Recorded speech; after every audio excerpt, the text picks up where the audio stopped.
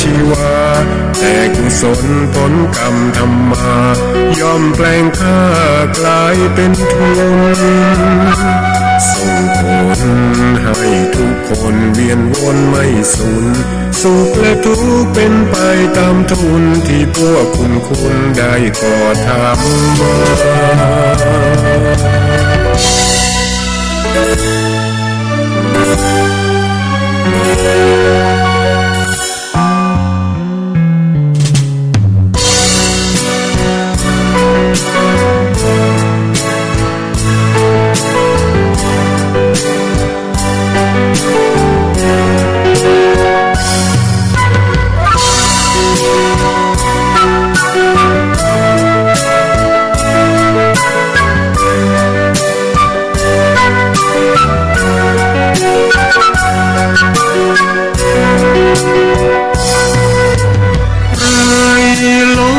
หลงติดอัตตาว่าใจแจ้งกมลแม้นใครปลงได้คงสุขล้นชีวิตนี้มองบนเกิดมาเป็นคนสมบูรณ์ดับหายเพียงร่างกายไว้ชีวาแต่กุศลผลกรรมทำมาย่อมแปลงค่ากลายเป็นทุนส่งผลให้ทุกคนเวียนวนไม่สูญสุขและทุกข์เป็นไปตามทุนที่พวกคุณได้ก่อทำมา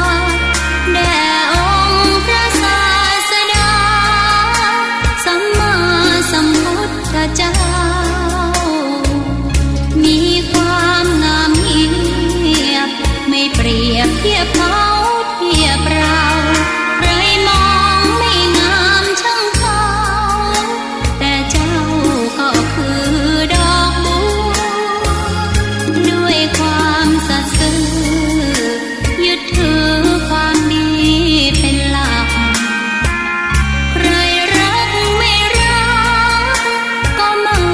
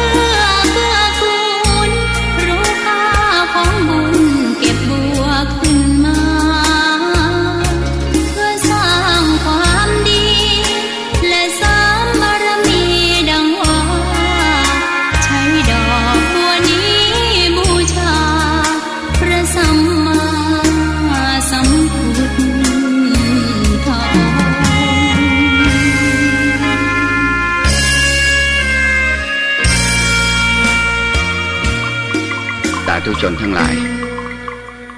วันนี้รายการธรรมะคลายทุกข์ก็ได้มาพบกับญาติโยมสาธุชนทั้งหลายตามปกติเช่นเคยญาติโยมสาธุชนทั้งหลายปีเก่าก็เริ่มจะผ่านไปปีใหม่ก็จะเข้ามาเยือนญาติโยมสาธุชนทั้งหลายเรื่องของวันเรื่องของเวลานี่ก็เป็นเรื่องที่เราท่านทั้งหลายจะต้องทำความเข้าใจนะเกี่ยวกับเรื่องการเรื่องเวลาความสวัสดีหรือความเจริญจะเกิดขึ้นมันไม่ได้เกิดว่าปีเก่าหรือว่าปีใหม่ความสุขความเจริญจะเกิดขึ้นมาก็ต้องอาศัยการกระทำของเราการกระทำของเราเนี่ยมันเป็นเหตุทำให้เราดีการกระทำของเราทำให้เราเสื่อมนะเจริญก็ดีเสื่อมก็ดีก็เพราะอาศัยการกระทำของเรานะในหลักทางพระพุทธศาสนาท่านยกย่องกรรมวาทีไม่ได้สรรเสริญเทพเจ้าเหล่าเทวดาต้องอ้อนวอนบวงสรวงว่าเมื่อทำดีแล้วจะไปสิงสถิตกับเทพองค์ใดองค์หนึ่งก็เปล่าเลยนะไม่ได้สรรเสริญว่าทำดีจะต้องไปสิงสถิตอยู่กับเทพเจ้านิรันตการไม่ได้หมายถึงอย่างนั้นศัพท์ในทางพระพุทธศาสนานี้หมายถึงว่าการที่เราท่านทั้งหลายจะไประลึกถึงคุณงามความที่มันอยู่ที่การกระทำเรียกว่ากรรมวาทีพระพุทธองค์ได้ตรัสว่ายาทิสังวปเตภิชังตาทิสังละปเตพลังบุคคลหว่านพืชเช่นใดย่อมได้ผลเช่นนั้นคนทำกรรมดีย่อมได้ผลดีคนทำกรรมชั่วย่อมได้ผลชั่วดีชั่วมันอยู่ที่ตัวการกระทำนะดีชั่วมันไม่ได้อยู่ที่ยศถาบรรดาศักดิ์ตระกูลทรัพย์สินเงินทองก็หาไม่ฉะนั้นถ้าเรามาพูดถึงเรื่องของการกระทำการกระทำหลักพระท่านเรียกว่ากรรมนะกรรมะตัวนี้แปลว่าการกระทำถ้ากระทำดีก็เรียกว่ากุศลกรรมถ้ากระทำความชั่วเรียกว่าอกุศลกรรมกรรมดีมันเป็นบุญให้ผลมีความสุขแต่กรรมชั่วเวลาคนทำแล้วมันให้ผลเป็นทุกข์ความชั่วแม้มันยังไม่ให้วิบากเป็นผลส่งผลในภพภูมิแม้คนอื่นไม่รู้ไม่เห็นแต่ว่าอานุภาพพลังความชั่วที่บุคคลได้กระทำไว้มันจะปลิดดอกออกผลทางด้านจิตใจเช่นว่าอย่างไรเช่นว่าคนทำกรรมชั่วแล้วแม้จะปิดคนอื่นได้ก็จริงนะปิดคนอื่นได้ว่าฉันไม่ได้ทำฉันไม่ได้ลักฉันไม่ได้ขโมยฉันไม่ได้ฆ่าฉันไม่ได้โกงปากพูดได้ก็จริงแหละแต่ใจมันปิดบังใครไม่ได้แม้ปิดคนอื่นได้แต่ปิดใจตัวเองปิดไม่ได้หรอกนี่พระพุทธเจ้าตรัสไว้เหมือนกันนัตถิโลเกละโหนามะความลับน่ะไม่มีในโลกปิดคนอื่นได้แต่ปิดใจตัวเองไม่ได้นี่ความชั่วนอนทุกข์อยู่คนเดียวนี่ความชั่วแม้มันจะยังไม่ส่งผลมันก็ให้ผลเป็นทุกข์ทำให้บุคคลนั้นกินไม่ได้นอนไม่หลับบางคนถึงกับป่วยกับไข้ไปก็มีนี่อย่าไปดูถูกการกระทำกรรมนี่ตถาคตโพธิสัตธาเราเชื่อต่อพระธรรมคำสอนของพระผู้มีพระภาคเจ้าว่าโอ้มันเป็นจริงอย่างนั้นจริงๆถ้าเราเข้าใจอย่างนั้นจริงๆนะใจของเราจะไม่กังวลใจของเรานี้จะไม่เกิดความทุกข์ความทุกข์ตัวนี้มันเกิดขึ้นจากการที่สภาวะจิตของเราเข้าไปยึดเข้าไปเกาะไปถือถ้าเราไปยึดมากไปถือมากไปเกาะมากใจเราก็เป็นทุกข์เท่าที่ใจเราคิดเรานึกถึงนั่นแหละแต่ถ้าเราทำกรรมดีแหละสาธุชนกรรมดีที่เกิดขึ้นทางกายทางวาจาทางใจแม้เราจะไม่พูดไม่บอกแก่คนอื่นใจเราก็มีความสุขใส่บาตรพระเจ้าพระสงฆ์องค์เนรอุปถัมภ์อุปถากมารดาบิดาไหว้พระสวดมนต์ นั่งเจริญสมาธิเจริญภาวนาแม้จะไม่พูดไม่บอกแก่คนอื่นตัวเองเราก็รู้อยู่แก่ใจนะรู้อยู่แก่ใจใจของเราก็ย่อมมีความสุขนะที่พระพุทธเจ้าตรัสว่าธรรมจารีสุขขังเสติผู้ประพฤติธรรมอยู่เป็นสุขคือถ้าเราทำความดีแล้วไม่ต้องไปประกาศชื่อไม่ต้องไปโฆษณาชวนเชื่อแต่ถ้าเราประกาศความดีทำความดีแล้วความดีมันก็ส่งผลทำให้เรานั้นได้รับความสุขเรื่องของการทำความดีเนี่ยทำความชั่วมันอยู่ที่ตัวการกระทำที่อาตมาได้ยกพุทธวจนะขึ้นมาเบื้องต้นว่าทำดีย่อมได้ดีทำชั่วย่อมได้ชั่วดีชั่วมันปรากฏผลในปัจจุบันเนี่ยที่เราจะมองดูโอ้โยมลองดูที่เนี่ยกรรมชั่วถ้าเราทำทางวาจาก็เรียกว่าวจีทุจริตเช่นว่าเราด่าเขาเนี่ยญาติโยมเห็นผลทันตาเลยนะถ้าเราไปด่าเขาถ้าเขาไม่ด่าตอบไอ้การผลที่มันสะท้อนตอบมันไม่ใช่ว่าเขาจะด่าเราตอบอย่างเดียวบางทีก็ใช้มีดพาหน้าขวานเข้าไปใส่กันบางคนก็ต้องถึงกับชกต่อยกันนี่ใช้วาจาด่าเขาก็ด่าเราตอบที่เขาด่าเราก็เพราะว่าเราได้ลงทุนด่าเขาไปนะมันเป็นวิบากผลที่เราด่าเขาไปด่าเขาก็ด่าเราตอบนะตีเขาก็ตีเราตอบเห็นไหมทางกายเตะเขาก็เตะเราตอบนี่มันเป็นวิบากผลแห่งกรรมที่เราได้รับส่งผลอยู่เวลากรรมที่เราทำนั้นมันส่งผลให้เราได้รับวิบากผลแห่งกรรมที่เราได้กระทำไว้ทางกายเราตบตีเขาก็ตบตีตอบเราฆ่าเขาก็ฆ่าเราตอบทางวาจาวจีทุจริตเราด่าเขาก็ด่าเราตอบแม้ทางเรื่องจิตใจเราอาฆาตมาตร้ายผูกอาฆาตพยาบาทจองเวรว่าไอ้คนนี้มันด่าฉันคนนี้มันทำร้ายจิตใจฉันถ้าเราไปผูกอาฆาตใครทุกข์ละญาติโยม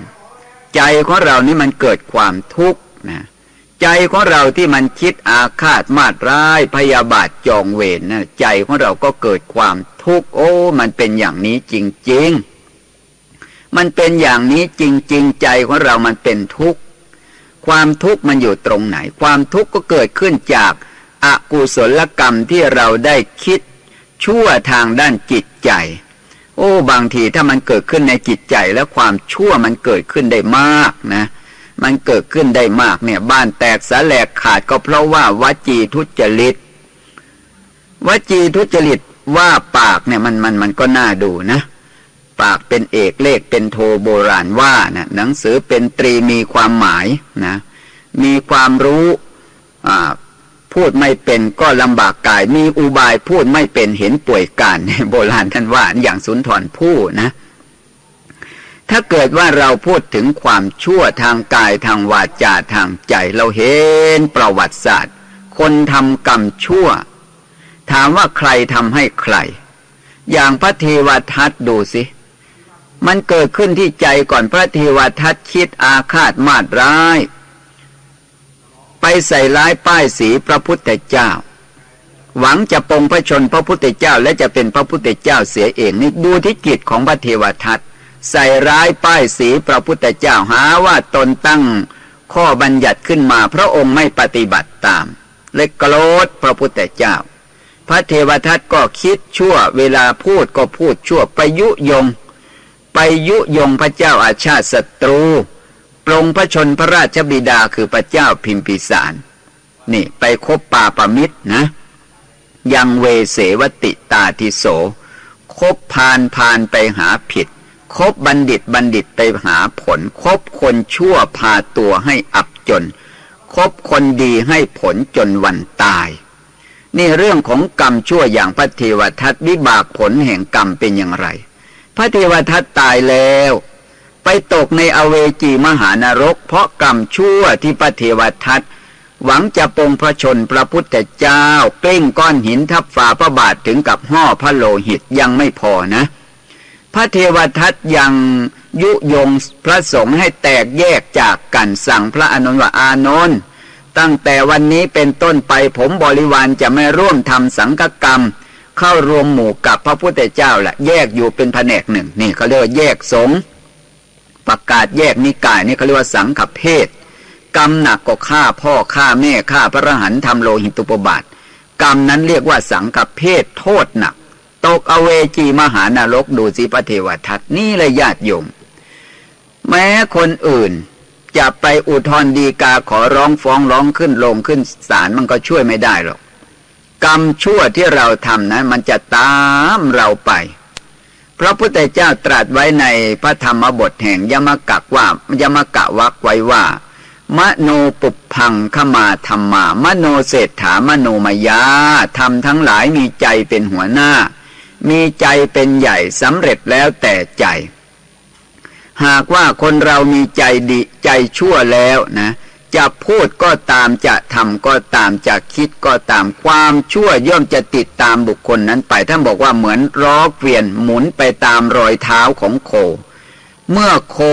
เดินไปข้างหน้าแอกเนี่ยย่อมเบียดเขาเรียกว่าเบียดเบียนที่เนื้อแห่งขาเมื่อโคเดินไปข้างหน้า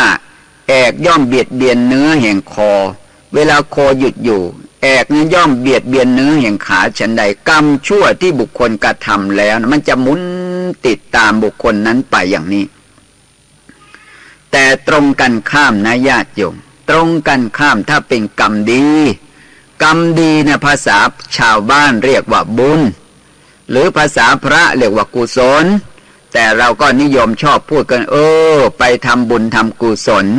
อย่าลืมนะญาติโยมนะผู้มีพ่อมีแม่ใกล้ปีใหม่วันตรุษวันสงกรานต์เราที่มีพ่อมีแม่เวลาไปเยี่ยมท่านนะซื้อผลหมากรากไม้อะไรที่ว่ามันอร่อยไปต้อนไปเยี่ยมยามท่านหรือมีผ้าผ่อนท่อนสบายคิดถึงคุณพ่อคุณแม่ผู้เป็นลูกเนี่ยควรจะได้ซื้อผ้าขม้าบ้างเสื้อบ้างผ้าบ้างเอาไปให้คุณพ่อคุณแม่บอกว่าเมื่อไปถึงท่านแล้วก็เอาผ้าเอาเสื้ออันนี้ไปวางไว้ที่ตักท่านกราบลงที่ตักท่านก็จะให้ศีลให้พรให้พ่อให้แม่มีอายุมั่นขวัญยืนปีใหม่แล้วเราก็ว่ากันไปนะนี่มันเป็นวัฒนธรรมที่ดีแต่ว่าเมื่อพูดถึงหลักบุญพูดถึงหลักบุญหลักกุศลการกระทำบุญมันเป็นเหตุทำความสำเร็จมาสู่ทางด้านจิตใจของเราบุญเนี่ยมันให้ผลเป็นสุขนะทำแล้วเกิดความเบาใจนะเขาเรียกว่าปุญญะอัตโนสันตานังปุนาติโสเทติติปุญญังเนี่ยทำใดที่จะไปชำระจิตใจของบุคคลผู้กระทำให้สะอาดผ่องใสสิ่งนั้นน่ะท่านเรียกว่าบุญนะปุญญะศัพท์นี้แปลว่ามันชำระเวลาญาติโยมจะจุดธูปจุดเทียนไหว้พระเนี่ยโยมน้อมจิตถึงพระพุทธเจ้าจุดธูปจุดเทียนบูชาพระน้อมสักการะบูชาในขณะที่เรายกดอกไม้ขึ้นมาอันเป็นกายกรรมเป็นกุศลสุจริตเวลากล่าวคำบูชาว่าอิมินาสักการเรนะพุทธังปูเชมิข้าพเจ้าขอบูชาพระพุทธเจ้าด้วยเครื่องสักการะเหล่านี้นะอิมินาสักการเรนะธัมมังปูเชมิข้าพเจ้าขอบูชาพระธรรมด้วยเครื่องสักการะเหล่านี้อิมินาสักการเรนะสังฆังปูเชมิข้าพเจ้าขอบูชาพระสงฆ์ด้วยเครื่องสักการะทั้งหลายเหล่านี้ขณะที่เรายกดอกไม้ขึ้นมาจิตเป็นกุศลอยู่แล้วล่ะยกมือขึ้นเขาเรียกว่ากายกรรมคือทำดีกายสุจริตขณะที่วจีกรรมคือวจีเพศที่เราพูดออกไปก็พูดแต่คำนอบน้อมถึงพระพุทธเจ้าพระธรรมพระสงฆ์นี่ก็เรียกว่าบุญเกิดแล้วล่ะในขณะที่จิตใจเราน้อมจุดธูปเทียนบูชาดอกไม้บูชาพระรัตนตรัยใจก็น้อมอยู่ในบุญในกุศลเมื่อจิตมันน้อมอยู่ในบุญในกุศลในขณะนั้นใจของเราก็ห่างจากบาปมันละบาปโดยตะทางฆประหารนะละบาปโดยตะทางฆประหาร คือบุญเกิดบาปมันก็ละไปในขณะนั้นโอ้ใจมีความสุขจุดธูปจุดเทียนบูชาพระเสร็จแล้วตอนนี้เราก็สวดมนต์การสวดมนต์ไหว้พระเป็นวจีสุจริตเป็นวจีกรรมฝ่ายบุญใจน้อมอยู่ในบทสวดบทนั้นไปนะใจน้อมอยู่ในบทสวดใจเป็นสมาธินะใจเป็นสมาธิใจน้อมอยู่ในบทสวดเมื่อใจน้อมอยู่ในบทสวดแล้วมันก็เกิดบุญเกิดกุศลเป็นสมาธิการสวดมนต์ไหว้พระนะมันเป็นสมาธินะญาติโยมนะอย่าไปคิดต้องสวดบทนั้นสิบทนี้สิจะขลังจะศักดิ์สิทธิ์ถ้าคิดอย่างนี้มันก็ไม่ตรงประเด็นนะการสวดมนต์ไหว้พระเนี่ยจุดประสงค์อย่าไปคิดว่าต้องสวดคาถานั้นสิสวดคาถานี้จะศักดิ์สิทธิ์จะขลัง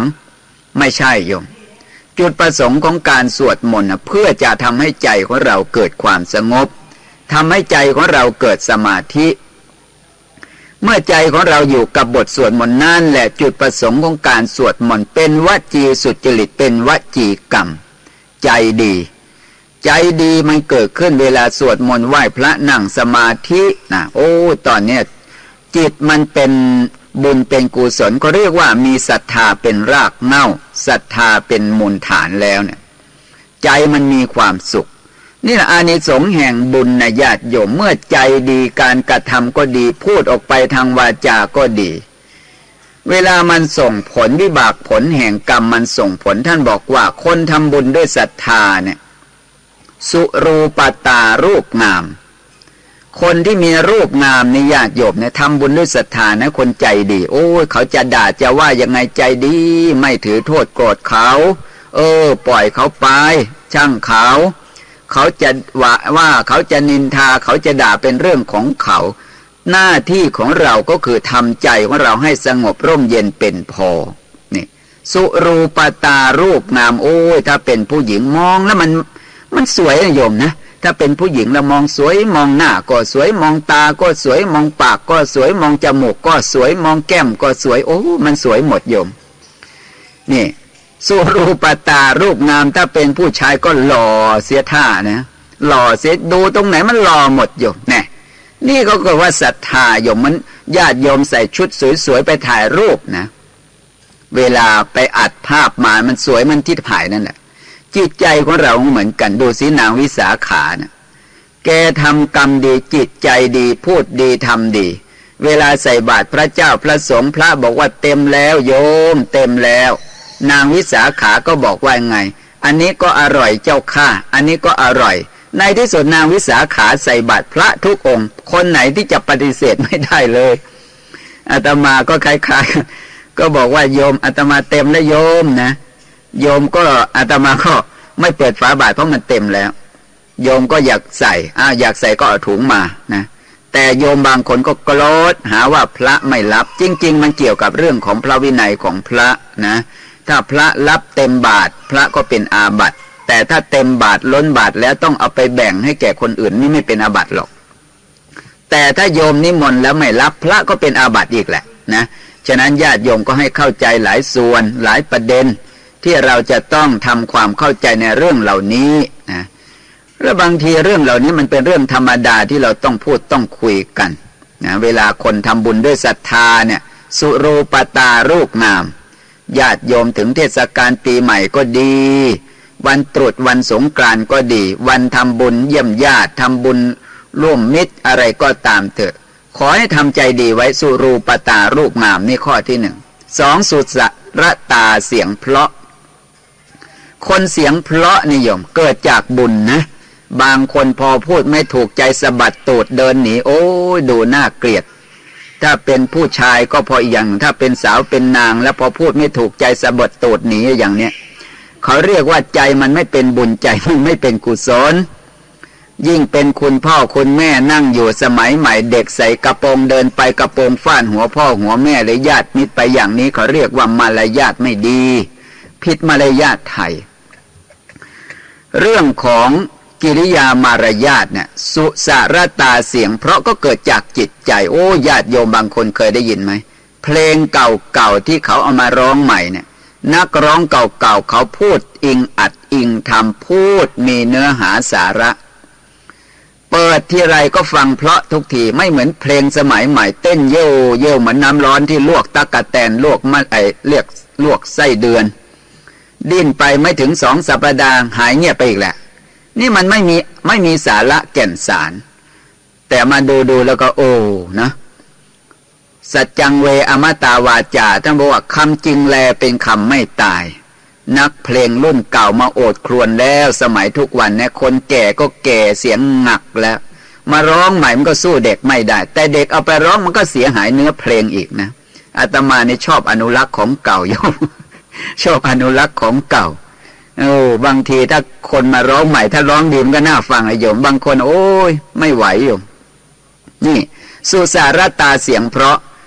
เขาจะไปพูดอย่างโฆษกทางวิทยุไปพูดเนี่ยโยมเขาได้เงินนะแต่พระไปพูดทางวิทยุส่วนมากเสียเงินโยม เสียเงินอย่างที่อาตมาพูดให้โยมฟังเนี่ยอาตมาก็เสียเงินอีกนะแต่อาตมาไม่หวังหรอกเงินทองมันเสียไปนะหาใหม่ได้แต่ว่าเราได้บุญได้กุศลให้สิ่งที่ประเสริฐให้สติให้ปัญญาแก่คนเนี่ยชีวิตนี้เราคงไม่นานนะโยมอาตมาถ้าเกิดว่า60-70ถ้าเหลืออีกไม่ถึง20 ปีแล้วนะอาตมาก็คงจะม่องเท่งตายไปเหมือนกันญาติโยมก็เหมือนกันมีเงินล้านนะโยมระวังให้ดีนะเดี๋ยวก็ร่วมทำบุญทำกุศลบ้างนะเก็บไว้มันก็แบ่งไว้บวกลบคูณหารชีวิตของเราจะใช้มากแค่ไหนบางคนตายนะโยมเงินเป็นร้อยล้านโอ้เสียดายนะเรานะมันไม่มีเงินล้านกับเขาเลยก็พูดไปอย่างนั้นคนที่มีก็หมั่นไส้อีกแหละจริงๆแล้วก็พูดให้มันเกิดสติให้เกิดปัญญานะบางคนนี่ก็โอ้ยกอดทรัพย์สมบัติตายนี่น่าสงสารถ้าตายห่วงเงินห่วงทองมันไม่ได้ไปไกลนะญาติโยมนะตายก็ไปเกิดอยู่ในกองเงินกองทองเป็นอะไรอ่ะเป็นแมลงสาบบ้างเป็นแมลงมุมบ้างเป็นตัวปลวกบ้างเป็นเลือดบ้างอาศัยอยู่ในบริเวณนั้นแหละนี่ถ้าเราไม่เข้าใจเพราะว่าทรัพย์ภายนอกมันเป็นอสรพิษเหมือนดาบ2 คมจะใช้ประโยชน์มันก็ได้จะเอาใช้ให้มันฆ่าเราเองก็ได้นะเรื่องนี้พระพุทธเจ้าก็ตรัสแก่พระอานนท์เหมือนกันเดี๋ยวจะนำมาเล่าให้ญาติโยมฟังกันนะเกี่ยวกับเรื่องสุสารตาเสียงเพราะเกิดขึ้นจากอานิสงส์แห่งบุญที่เราได้กระทำไว้เสียงจึงเพราะพูดแต่ละคำเนี่ยโยมต้องเสียเงินเสียทองอย่างคนร้องเพลงเสียงเพราะนี่เกิดขึ้นจากบุญเก่านะแต่ไม่ใช่บุญช่วยที่มาพูดให้ญาติโยมฟังอยู่นี้แต่มันเกิดจากอานุภาพแห่งบุญที่เราได้กระทำไว้สุสารตาเสียงเพราะ3สุวรรณตาผิวงามเนี่ยเวลาญาติโยมทำบุญแล้วอย่าไปโกรธนะอย่าไปเกิดความอิจฉาริษยาต้องรักษาสภาพจิตใจของเราให้มันดีไว้เขาเรียกว่าสุวรรณตาผิวเนียนที่มันมีสายฟ้าขี้แมงวันเต็มหน้านี่ก็เพราะว่าโอ้ยโกรธใจมันไม่มีเมตตาเลยนะพูดไม่ประกอบด้วยจิตเมตตาจึงมีไฝฟ้าขึ้นเต็มหน้าบางทีหน้าดำครึ่งหนึ่งขาวครึ่งหนึ่งเนี่ยเขาเรียกว่าทำบุญไม่เป็นอย่างเนี้ยแล้วข้อที่4เขาเรียกว่าสุสันถาตาสวดทรงดีนะสวดทรงดีไม่อ้วนเกินไปไม่ผอมเกินไปไม่เตี้ยเกินไปไม่สูงเกินไปโอ้ยบางคนนิยมอ้วนจนไม่รู้จักแม่มันดูหมดสวยเลยโยมนะบางคนก็สูงเหมือนเสาโทรเลข นี่มันคือไม่สมส่วนอันนี้มันเกิดจากบุญของเราเหมือนกันนะบางคนก็เตี้ยจนค่อมไปเลยนะและความเป็นใหญ่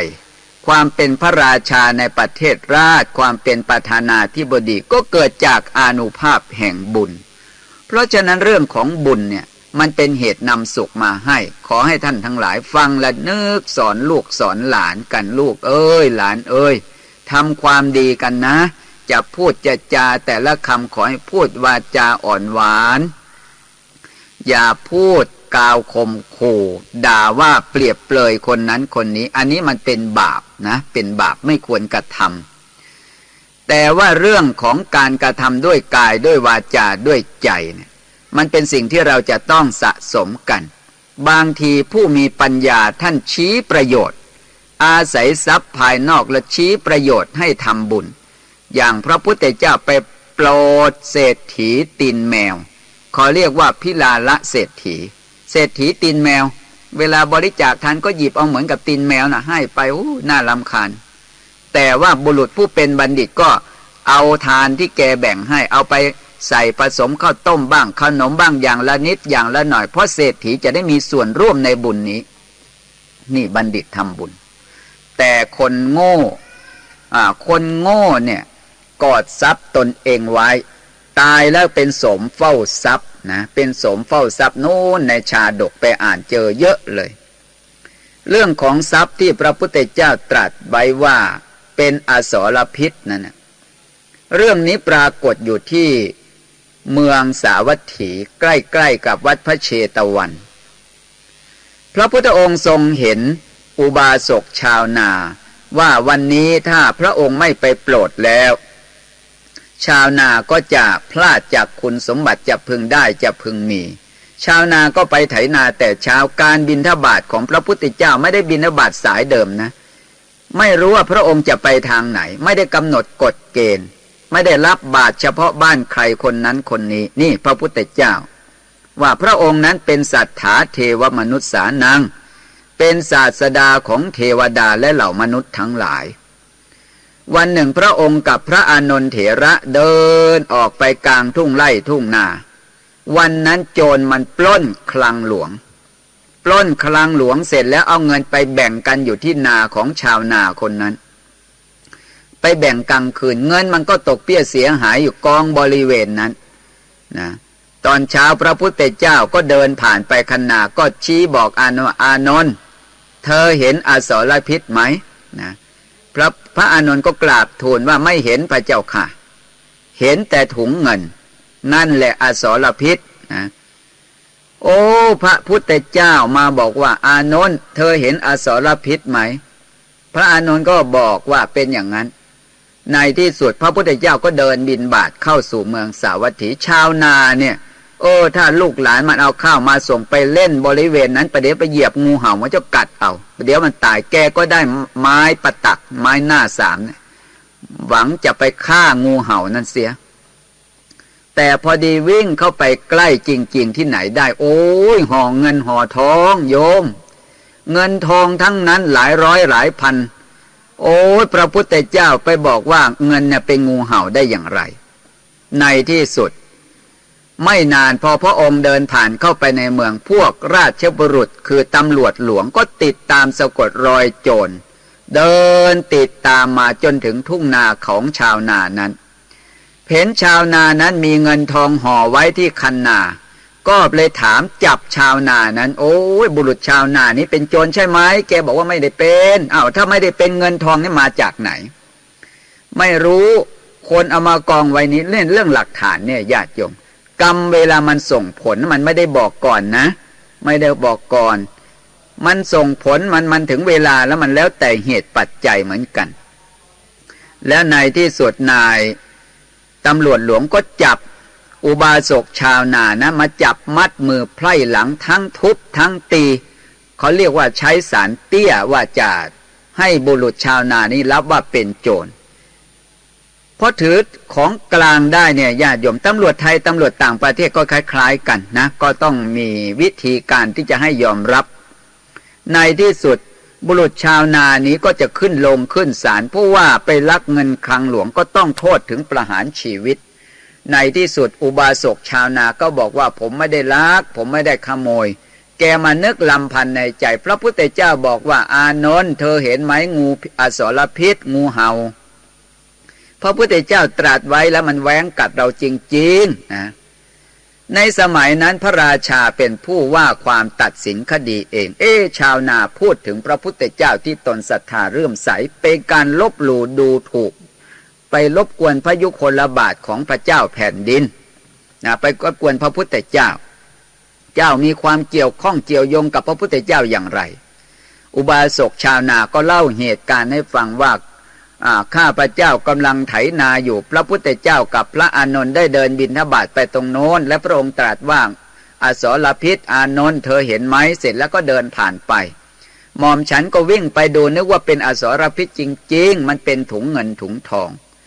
พอจับได้เรียบร้อยก็นำชาวนานั้นไปเฝ้าพระพุทธเจ้า ไปเหตุการณ์รับรองพระพุทธเจ้าก็ตรัสอย่างนั้นจริงๆเราเห็นถุงเงินนั้นก็บอกอานนท์ไว้แต่ชาวนาไม่รู้เพราะฉะนั้นพระเจ้าแผ่นดินจึงได้สักขีคือพยานคือพระพุทธเจ้าจึงก็ปล่อยชาวนาพระองค์ทรงเห็นอุปนิสัยแห่งชาวนาพระองค์จึงได้ทรงแสดงพระธรรมเทศนาเมื่อจบพระธรรมเทศนาอุบาสกชาวนาได้บรรลุเป็นพระโสดาบันนี่แหละญาติโยมสาธุชนทั้งหลายเรื่องเงินเรื่องทองนี่มันก็เป็นดาบสองคมนะเป็นทั้งอสรพิษสามารถที่จะแหวงกัดเราเหมือนกับชาวนานะแต่ว่ามันก็มีคุณประโยชน์มีโทษอนันต์แล้วก็มีคุณมหันต์เหมือนกันว่าเราได้ทำประโยชน์โสติผลบางทีโอ้ญาติโยมบางคนนี่นะอาตมาเห็นนี่ก็ซื้อเสื้อซื้อผ้าซื้อผลไม้รากไม้เวลาเลิกงานแล้วกลับไปบ้านซื้อดอกมะลินะไปให้คุณแม่หนูเอาดอกมะลิมาให้คุณแม่บูชาพระลูกได้ทำบุญกับคุณแม่คุณพ่อแม่เมื่อได้ดอกไม้แล้วได้สร้างบุญคือเอาไปบูชาพระบางทีถ้าเหลือจากบูชาพระเอาไปใส่บาตรพระเจ้าพระสงฆ์จะไปบูชาพระรัตนตรัยลูกได้ทำบุญกับพ่อแม่เมื่อมีส่วนได้เลยเอาไปทำบุญกับพระเจ้าพระสงฆ์นี่เรียกว่าฉลาดในการทำบุญเรื่องหลักของบุญเนี่ยบุญมันเป็นเหตุนำสุขมาให้ตรงกันข้ามกับบาปมันให้ทุกข์เป็นผลบุญมันให้ผลเป็นสุขนะให้สุขในโลกนี้เราก็ไม่ต้องมีเวรมีภัยกับใครแต่ในโลกเบื้องหน้าแหละบุญเนี่ยโยมมันส่งผลสูงขึ้นไปยิ่งทำมากยิ่งชำระจิตใจมากใจเราก็เข้าถึงความผ่องใสเข้าถึงความบริสุทธิ์หมดจดกันเป็นไปนี่เราก็จะต้องพิจารณากันนะชีวิตสังขารร่างกายของเรานั้นวันเวลาผ่านไปชีวิตของเราก็ล่วงเลยกันไปแก่เข้าทุกวันอย่าไปดีใจนะปีใหม่ผ่านมาปีเก่าผ่านไปเนี่ยชีวิตของเรามันก็มากขึ้นการที่มีอายุมากขึ้นแสดงว่าใกล้จุดหมายปลายทางแล้วนะญาติโยมนี่ถ้าเกิดอายุ40ตอนนี้ครึ่งนะโยมเปรียบเทียบพระอาทิตย์เที่ยงพอดีเลยถ้า50บ่าย2แล้วญาติโยมนะบ่าย2ถ้า60 4 โมงครึ่งแล้วโยมตอนนี้โยมเท่าไหร่แล้วล่ะนะถ้าเกิด70โยมนะ5 โมงครึ่งนะยังใกล้จะตกดินแล้วเตรียมตัวซะนะโยมนะโบราณท่านบอกว่ารีบทอรีบพายตะวันจะสายตลาดจะวายสายบัวจะเน่าอย่าไปรอการรอเวลารอเลิกรอยามอย่างนี้ประเดี๋ยวถึงวันนั้นเข้าเราจะลำบากเดี๋ยวถั่วสุกงาก็ไม่พอดีนี่มันก็เป็นอย่างนี้แหละเรื่องของหลักบุญหลักกุศลเรื่องของคุณงามความดีเป็นสิ่งที่เราท่านทั้งหลายจะต้องคำนึงกันพิจารณากันถ้าเราไม่นึกไม่พิจารณาประเดี๋ยวถึงวันนั้นจริงๆจะไปว่ายน้ำไปฝึกว่ายน้ำตอนเรือล่มถ้าจะยากล่ะนะยังไงเราก็ต้องเตรียมกันอายุเนี่ยมันก็เป็นตัวเลขอย่าไปบอกว่าฉันอายุมากแล้วทำอย่างท่านไม่ได้หรอกอย่าไปคิดมีโอกาสให้ทานเราก็ทำกันไปมีโอกาสรักษาศีลเราก็ปฏิบัติกันไปมีโอกาสฟังเทศฟังธรรมวิทยุเปิดทิ้งไว้เลยรายการธรรมะสถานีวิทยุธรรมะมีหลายสถานีฟังกันไปเมื่อฟังแล้วมันจะได้เกิดประโยชน์การฟังธรรมะเนี่ยมันเป็นแว่นธรรมยิ่งศึกษามากยิ่งฟังมากมันเข้าใจแล้วเหมือนกับขัดเงาในกระจกไม่เหมือนกับวิชาการทางโลกนะวิชาการทางโลกยิ่งศึกษามากยิ่งฟังมากบางทีก็ฟุ้งซ่านมากบางทีก็เป็นวิชาทำมาหาเลี้ยงชีพที่บอกว่าหาเงินใส่กระเป๋าหาข้าวมากินแต่วิชาศึกษาธรรมะยิ่งศึกษามากยิ่งเข้าใจมากเข้าใจตัวเองมากขึ้นเหมือนกับกระจกเงาฟังธรรมะแต่ละวันเหมือนกับขัดเงากระจกเมื่อขัดเงากระจก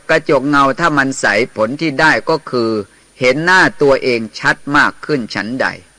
เพราะฉะนั้นเรื่องการศึกษาธรรมเรื่องการปฏิบัติธรรมอย่าละอย่าทิ้งอย่างน้อยที่สุดก็มาพิจารณาถึงอายุสังขารร่างกายของตนเองว่าชีวิตของเราไม่นานประเดี๋ยวเราก็ต้องอำลาพาจากโลกนี้ไปนะไม่มีใครจะอายุยืนหมื่นปีอายุค้ำฟ้าหรอกประเดี๋ยวเราก็ต้องอำลาพาจาก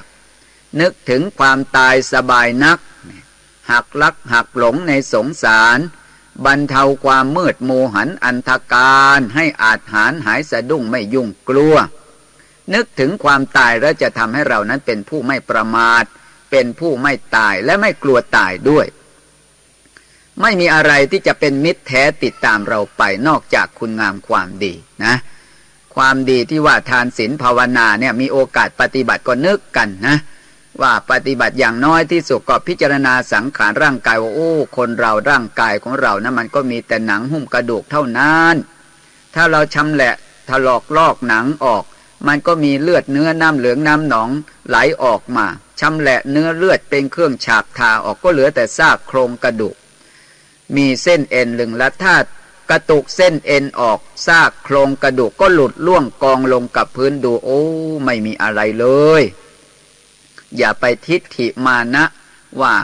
คนนั้นเป็นอย่างนั้นคนนี้เป็นอย่างนี้ประเดี๋ยวถึงวันนั้นเราจะไม่มีโอกาสได้ทำถ้าเรามีโอกาสนั่งสมาธินั่งเจริญภาวนานั่งวิปัสสนาเอาเถอะ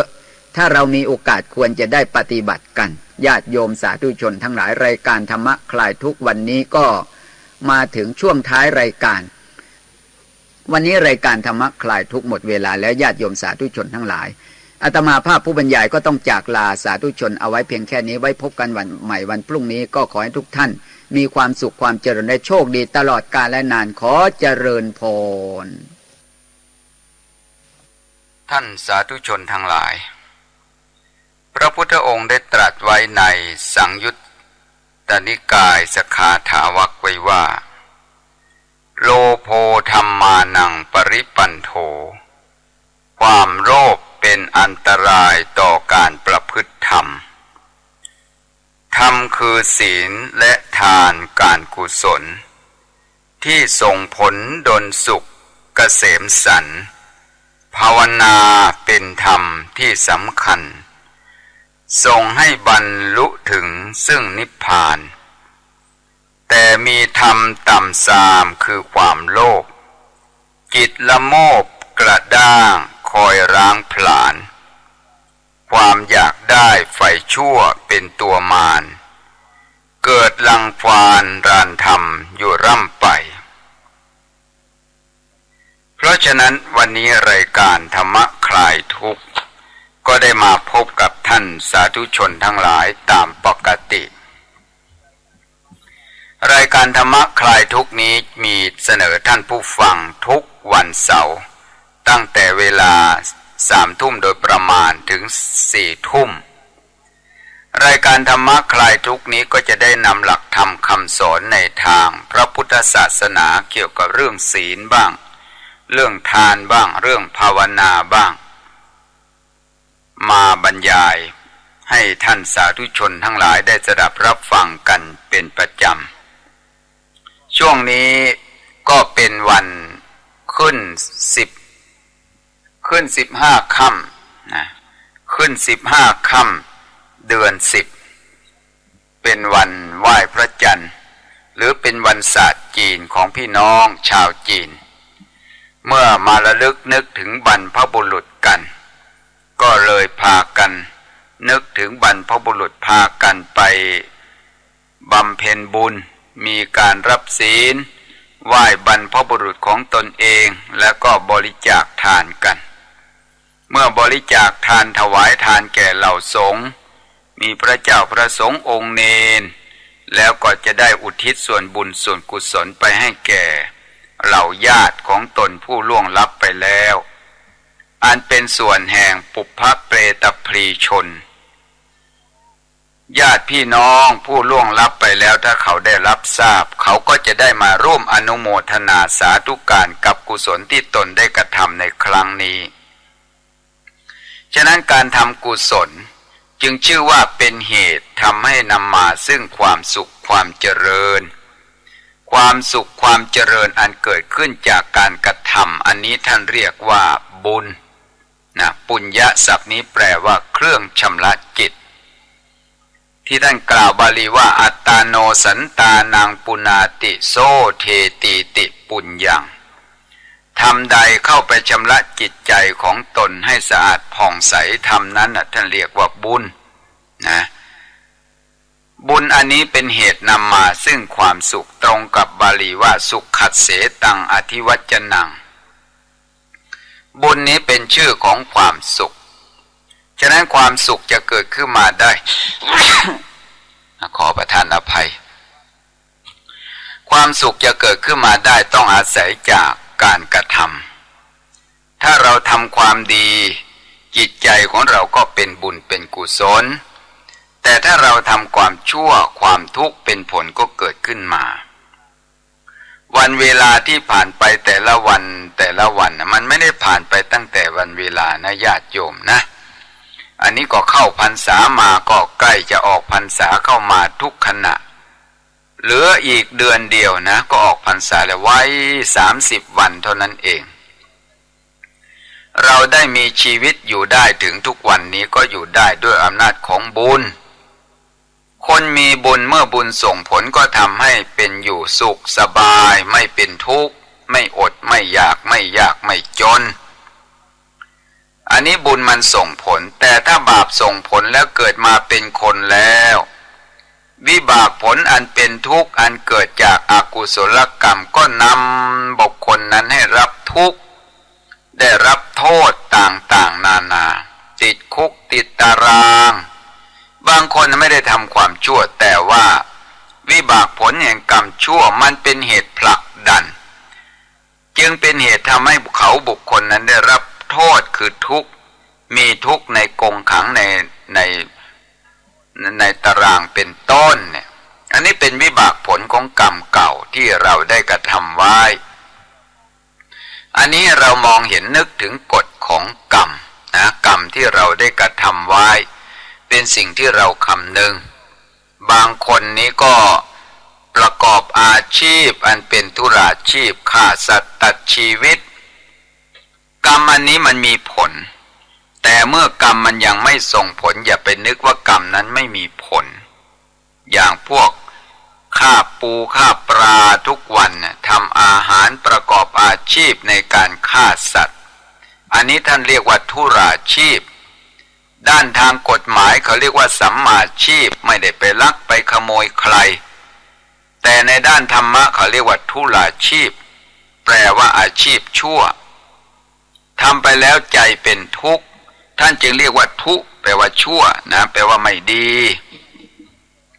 ทุราชีพก็แปลว่าอาชีพที่ชั่วเมื่อ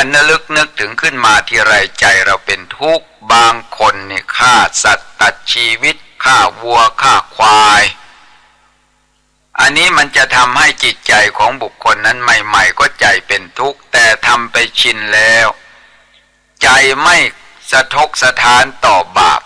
ไม่มีหิริละอายชั่วโอตตัปปะเกรงกลัวต่อผลของความชั่วใจเขาเลยไม่เห็นความชั่วเป็นความชั่วเห็นความชั่วเป็นความดีฆ่าสัตว์ตัดชีวิตฆ่าควายตัวหนึ่งก็ได้เงินค่าก็ประมาณ100-200เมื่อฆ่าได้2 ตัวก็ได้300-400ขึ้นมาก็เห็นความชั่วเป็นความดีหลักพระอภิธรรมเขาเรียกว่าทิฏฐิคตสัมปยุตตังประกอบด้วยความเห็นผิดด้วยโสมนัสสะมีใจยินดีด้วยในบาลีพระธรรมบทท่านกล่าวว่าปาปัสสมิงรมติมโนใจของเราไหลยินดีไปในบาปอย่างบางคนก็ลวกหอยแครงขายหอยแมงผู้ขายอย่างนี้นั่นมีอาชีพแม้เขาจะได้กำไรได้เงินได้ทองมันเป็นทุราชีพคืออาชีพที่ชั่วอาชีพที่ชั่วมันให้ผลเป็นทุกข์นะให้ผลเป็นทุกข์จะต้องได้รับโทษทุกข์มีทุกข์ในอบายเป็นต้นแม้ในชาตินี้เขาจะมั่งมีสีสุขมีเงินมีทองอยู่ในท่ามกลางบริวารแห่งญาติแต่เมื่อวิบากผลแห่งกรรมเก่ามันออกผลแล้วเนี่ยเราจะร้อนใจในภายหลังเราอย่าท้อใจเรื่องการทำความดีกันนะจนเงินจนทองมันจนข้างนอกเราหามาใช้มาจ่ายได้ แต่ความจนมันจนข้างนอกแต่อย่าได้จนความดีกันเราอย่าได้คิดว่าเรายากจนแล้วเราทำความดีไม่ขึ้นบางคนนิยมยิ่งในศักดิ์ศรีแม้จะจนแต่ไม่ทำความชั่วบุคคลผู้นั้นชื่อว่าเป็นสาธุชนเป็นคนดีแต่ถ้าเราเป็นคนดีแล้วก็ได้ทำความดีนี่สิเป็นชื่อว่ามืดมาแล้วก็สว่างไปตมะโชติปรายโนเกิดมามืดแต่ไปสว่างมีศีลมีธรรมอาตมาก็ยังอนุโมทนาสาธุการญาติโยมบางคนแม้แต่จนแม้จะจนกัดก้อนกินเกลือแต่ไม่ได้ทำความชั่วมั่นอยู่ในศีลไหว้พระสวดมนต์ซึ่งไม่ต้องเสียเงินเสียทองเราก็ต้องทำกันไปอยู่แต่บางคนนึกว่าร่ำรวยแต่ว่ามีอาชีพดูสิญาติโยมเกมกีฬาใหม่ๆที่เขาออกไปซื้อเบ็ดคันละ1,000-2,000แล้วไปตกปลาได้ปลามาแล้วก็มาฆ่าโยมลองนึกสภาพการที่บุคคลคนนั้นเอาปลาที่มีเงี้ยงสมมติว่าเอามาเกาะที่เนื้อกายของเรามาเกาะที่ต่างหูก็ดีริมฝีปากก็ดีเราลองนึกถึงอกเขาอกเรานะหลักพระพุทธศาสนาสอนให้ละชั่วแล้วก็สอนให้ทำความดีไม่ใช่ว่าปูปลาหอยกุ้งเต่าอันนี้มันเป็นสัตว์พระเจ้าประทานพรไม่ใช่ขึ้นชื่อว่าสัตว์มีชีวิตมีปานสัตว์ทุกประเภททุกรูปทุกนามรักตัวกลัวตายใครไปฆ่าบาปย่อมมีแก่บุคคลนั้นนะบาปย่อมมีแก่บุคคลนั้นใครงดเว้นมีจิตเมตตาบุญมันก็เกิดขึ้นแก่บุคคลนั้นในจิตใจคนที่จะไปเกิดเป็นเทวดาเนี่ยต้องมีหิริและโอตตัปปะหิริแปลว่าละอายชั่วโอตตัปปะเกรงกลัวต่อผลของความชั่วเหมือนสตรีบุรุษหนุ่มสาวใส่เสื้อผ้าอันสะอาดกลัวต่อของที่จะทำให้เสื้อผ้าแปดเปื้อนฉันใดบุคคลผู้มีความละอายชั่วกลัวบาปก็เป็นไปฉะนั้นหิริเหมือนกับคนละอายชั่วเปรียบเหมือนบุคคลผู้เห็นอสรพิษมีงูเห่าเป็นต้นโอตตัปปะบุคคลนั้นไม่เข้าไปใกล้หมายความว่าอสุรพิษมีงูเห่าเป็นต้นเมื่อมันขบกัดใครเข้าบุคคลนั้นถึงแก่ความตายบุคคลรู้ว่างูพิษมันมีพิษร้ายแล้วไม่เข้าใกล้นั่นเปรียบเหมือนโอตตัปปะหิริละอายชั่วไม่เข้าใกล้โอตตัปปะเกรงกลัวต่อผลของความชั่วคุณธรรม2ประการนี้ท่านเรียกว่าเทวธรรมเทวธรรมก็แปลว่าธรรมที่จะทำบุคคลให้เข้าถึงเทวดาตัวเป็นมนุษย์แต่จิตใจนั้นเป็นเทวดาท่านเรียกชื่อว่ามนุษย์เทโวนะตัวเป็น ขอประทานอภัยนะรู้สึกมันไอมันจามนะญาติโยมขอประทานอภัยด้วยรู้สึกว่าตากฝนนะไปที่ทำเนียบรัฐสภาเลยตากฝนเลยเป็นไอเป็นหวัดกันอย่างไรก็ตามนะคุณธรรมที่จะทำบุคคลให้เป็นเทวดาเนี่ยท่านเรียกชื่อว่าเทวธรรมจิตใจเนี่ยเขาแม้จะยังไม่ตายจากมนุษย์แต่จิตใจของเขาเข้าถึงความเป็นเทวดาเพราะเทวดานี้มีความละอายชั่วกลัวบาปท่านจึงเรียกว่าเทวธรรมธรรมที่จะยังบุคคลผู้ประพฤติธรรมคือหิริโอตตัปปะให้เข้าถึงความเป็นเทวดาท่านจึงเรียกชื่อว่ามนุษย์เทโวบางคนนี้แม้จะไม่มีหิริโอตตัปปะแต่จิตใจสูงส่งนะเขาเรียกว่าจิตใจสูงส่งเขาเรียกว่ามนุษย์โสนี่เราต้องสร้างคุณงามความดีสร้างทานให้เป็นที่พึ่งรักษาศีล ศีลเนี่ยไม่ต้องเสียเงินเสียทองนะญาติโยมขอฝากข้อคิดเอาไว้ทานเนี่ยเราให้ทานยังเสียเงินเสียทอง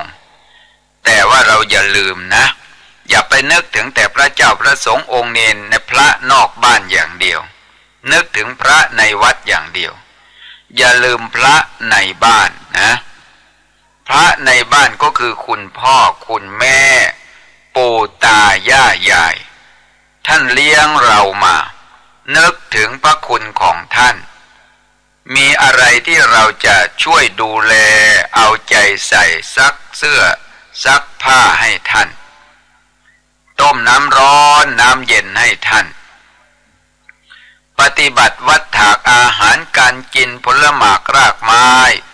ผ้าผ่อนท่อนสบายอันใดที่เราจะเกื้อกูลช่วยเหลือท่านได้ทำไปเถิดโยมท่านบอกว่ามารดาบิดาเนี่ยเป็นพระพรหมของลูกนะเป็นพระพรหมของลูกเป็นอาจารย์คนแรกของลูกเป็นพระอรหันต์ของลูกเป็นผู้อนุเคราะห์ลูกเนี่ยเปรียบก็คือพระอรหันต์นั่นเองปัจฉายะอนุกรรมปกาเนี่ยเป็นผู้อนุเคราะห์โลกสัตว์โลกลูกคนใดเลี้ยงพ่อเลี้ยงแม่ลูกคนนั้นมนุษย์ก็ชื่นชมพรหมก็ชมเชยเทวดาก็สรรเสริญตายจากมนุษย์โลกนี้แล้วก็ไปเกิดเป็นเทวดาแม้ถ้ามีชีวิตอยู่เป็นมนุษย์ก็มีแต่ความเจริญรุ่งเรืองนะญาติโยมที่มีคุณพ่อคุณแม่อาตมาเนี่ยน่าอิจฉานะแต่พ่อแม่บางคนนี้ตั้งแต่เกิดมาไว้ไม่รู้ว่าหน้าพ่อหน้าแม่เป็นอย่างไรเรามานึกถึงคนที่ไปบ้านคนกำพร้าที่ลูกไม่มีพ่อลูกไม่มีแม่เราได้ยินแต่คำโบราณว่าลูกกำพร้าพ่อลูกกำพร้าแม่มันขาดส่วนความรู้สึกว้าเหวทางด้านจิตใจอาตมาเคยไปสัมภาษณ์เด็กน้อยๆหนูๆที่เด็กๆแม้เขาจะความคิดยังไม่กว้างไกลอายุ 7-8 ขวบหนูอยากจะได้อะไรมากที่สุดนะคะเขาบอกว่าอยากจะเห็นหน้าแม่อยากจะเห็นหน้าพ่อเนี่ยเขาคิดนะโยมนะเด็กนะโยมนะอาตมาโอ้คนบางคนมีพ่อมีแม่เอาพ่อแม่ไปปล่อยบ้านคนชราโอ้ยน่าสมเพชจริงๆพ่อแม่บางคนนั่งชะเง้อว่าลูกหลานจะมาเยี่ยมหรือเปล่าไม่รู้ว่าเป็นยังไงก็พ่อแม่นะบางคนก็บอกว่าลูกก็บอกพ่อแม่ว่าไปอยู่บ้านคนชราบ่เดี๋ยวว่าหนูทำงานแล้วจะไม่มีเวลามาดูพ่อแม่ก็คิดอย่างนั้นมอบทรัพย์สมบัติให้แก่ลูกไปอยู่บ้านคนชรากี่ปีไม่เคยเห็นหน้าลูกเป็นพ่อแม่กำพร้าลูกเสียแล้วตอนนี้นี่น่าคิดนะญาติโยมคนมีพ่อแม่ลูกไม่มีคุณธรรมลูกไม่มีคุณธรรมก็ปล่อยให้พ่อแม่ว้าเหวเอกาไม่มีความกตัญญูกตเวทีพ่อแม่เลี้ยงเรามาตั้งแต่เท้าเท่าฝาหอยเวลาปีกก้าขาแข็งแต่งการแต่งงานหรือทำงานแล้วทิ้งพ่อทิ้งแม่น่าอับอายนะญาติโยมลูก10 คนพ่อแม่ทนเลี้ยงได้พ่อแม่คนเดียวลูกเลี้ยงไม่ได้มันน่าอายนะพอลูก10 คนพ่อแม่ทนเลี้ยงได้ยากจนเข็นใจท่านไม่เคยบ่นแต่อย่างไรก็ตามถ้าคนมีพ่อมีแม่ต้องนึกให้มากนะลูกหลานแต่คนที่ลูกหลานที่มีพ่อมีแม่เนี่ยคนใดที่อยู่ใกล้พ่อแม่ลูกคนนั้นจะเป็นคนมีบุญภาษิตโบราณท่านพูดว่าลูกรักเอาไว้หลังลูกชังเอาไว้ข้างหน้าเนี่ยมันเป็นเรื่องจริงอยู่ส่วนมากลูกรักส่วนมากจะไม่ค่อยดีเท่าใดนักส่วนลูกชังส่วนมากพ่อแม่จะได้พึ่งพากัน อันนี้คือไม่เข้าใจวัฒนธรรมประเพณีฉะนั้นเรื่องศีลเรื่องธรรมเนี่ยเป็นเรื่องที่เราจะต้องคำนึงกันศีลธรรมไม่กลับมาโลกาจะพินาศถ้าศีลธรรมกลับมาโลกาก็จักเจริญซึ่งเป็นคติธรรมปลูกฝังให้เกิดแนวความคิดข้อคิดนะบ้านเมืองเจริญรุ่งต้องพดุงศาสนาศีลธรรมย่อมนำพาปวงประชาสุขเจริญเห็นไหมชัดเลยโยมบ้านเมืองจะรุ่งเรืองต้องพดุงศาสนาศีลธรรมย่อมนำพาปวงประชาสุขเจริญทินใดไม่เสริมศาสตร์ศีลพินาศธรรมห่างเหินทินนั้นย่อยยับเยินความเจริญบ่ห่อนมีเราอย่านึกว่าเราเกิดเป็นคนแล้วทิ้งบรรพบุรุษของเราแต่ถ้าเกิดว่าเราไม่มีศีลไม่มีธรรมประเทศชาติขาดศีลขาดธรรมคุ้มครองแล้วโลกใบนี้ก็จะเดือดร้อนโยมคงจะได้ฟังข่าวต่างประเทศเขายิงกันตูมตายกันน่าสังเวชใจนะกรรมโยมกรรมมันจำแนกแจกว่าคนที่มีกรรมเสมอกันจึงต้องไปเกิดอยู่ในลักษณะอย่างนั้นคนที่มีกรรมเสมอกันก็มาเกิดอยู่ในประเทศไทยอย่างยกตัวอย่างเราก็มองดูว่าทำไมสมัยปัจจุบันทุกวันนี้โลกของเราใบนี้จึงเดือดร้อนกันทุกหย่อมย่าไม่ต้องไปคิดอะไรมากโยมพระเจ้าพระสงฆ์ที่มาออกรายการธรรมะทางวิทยุเนี่ยเพื่อจะพูดเรื่องศีลเรื่องธรรมอบรมจิตใจให้กุลบุตรกุลธิดาเกิดคุณธรรมขึ้นในจิตใจ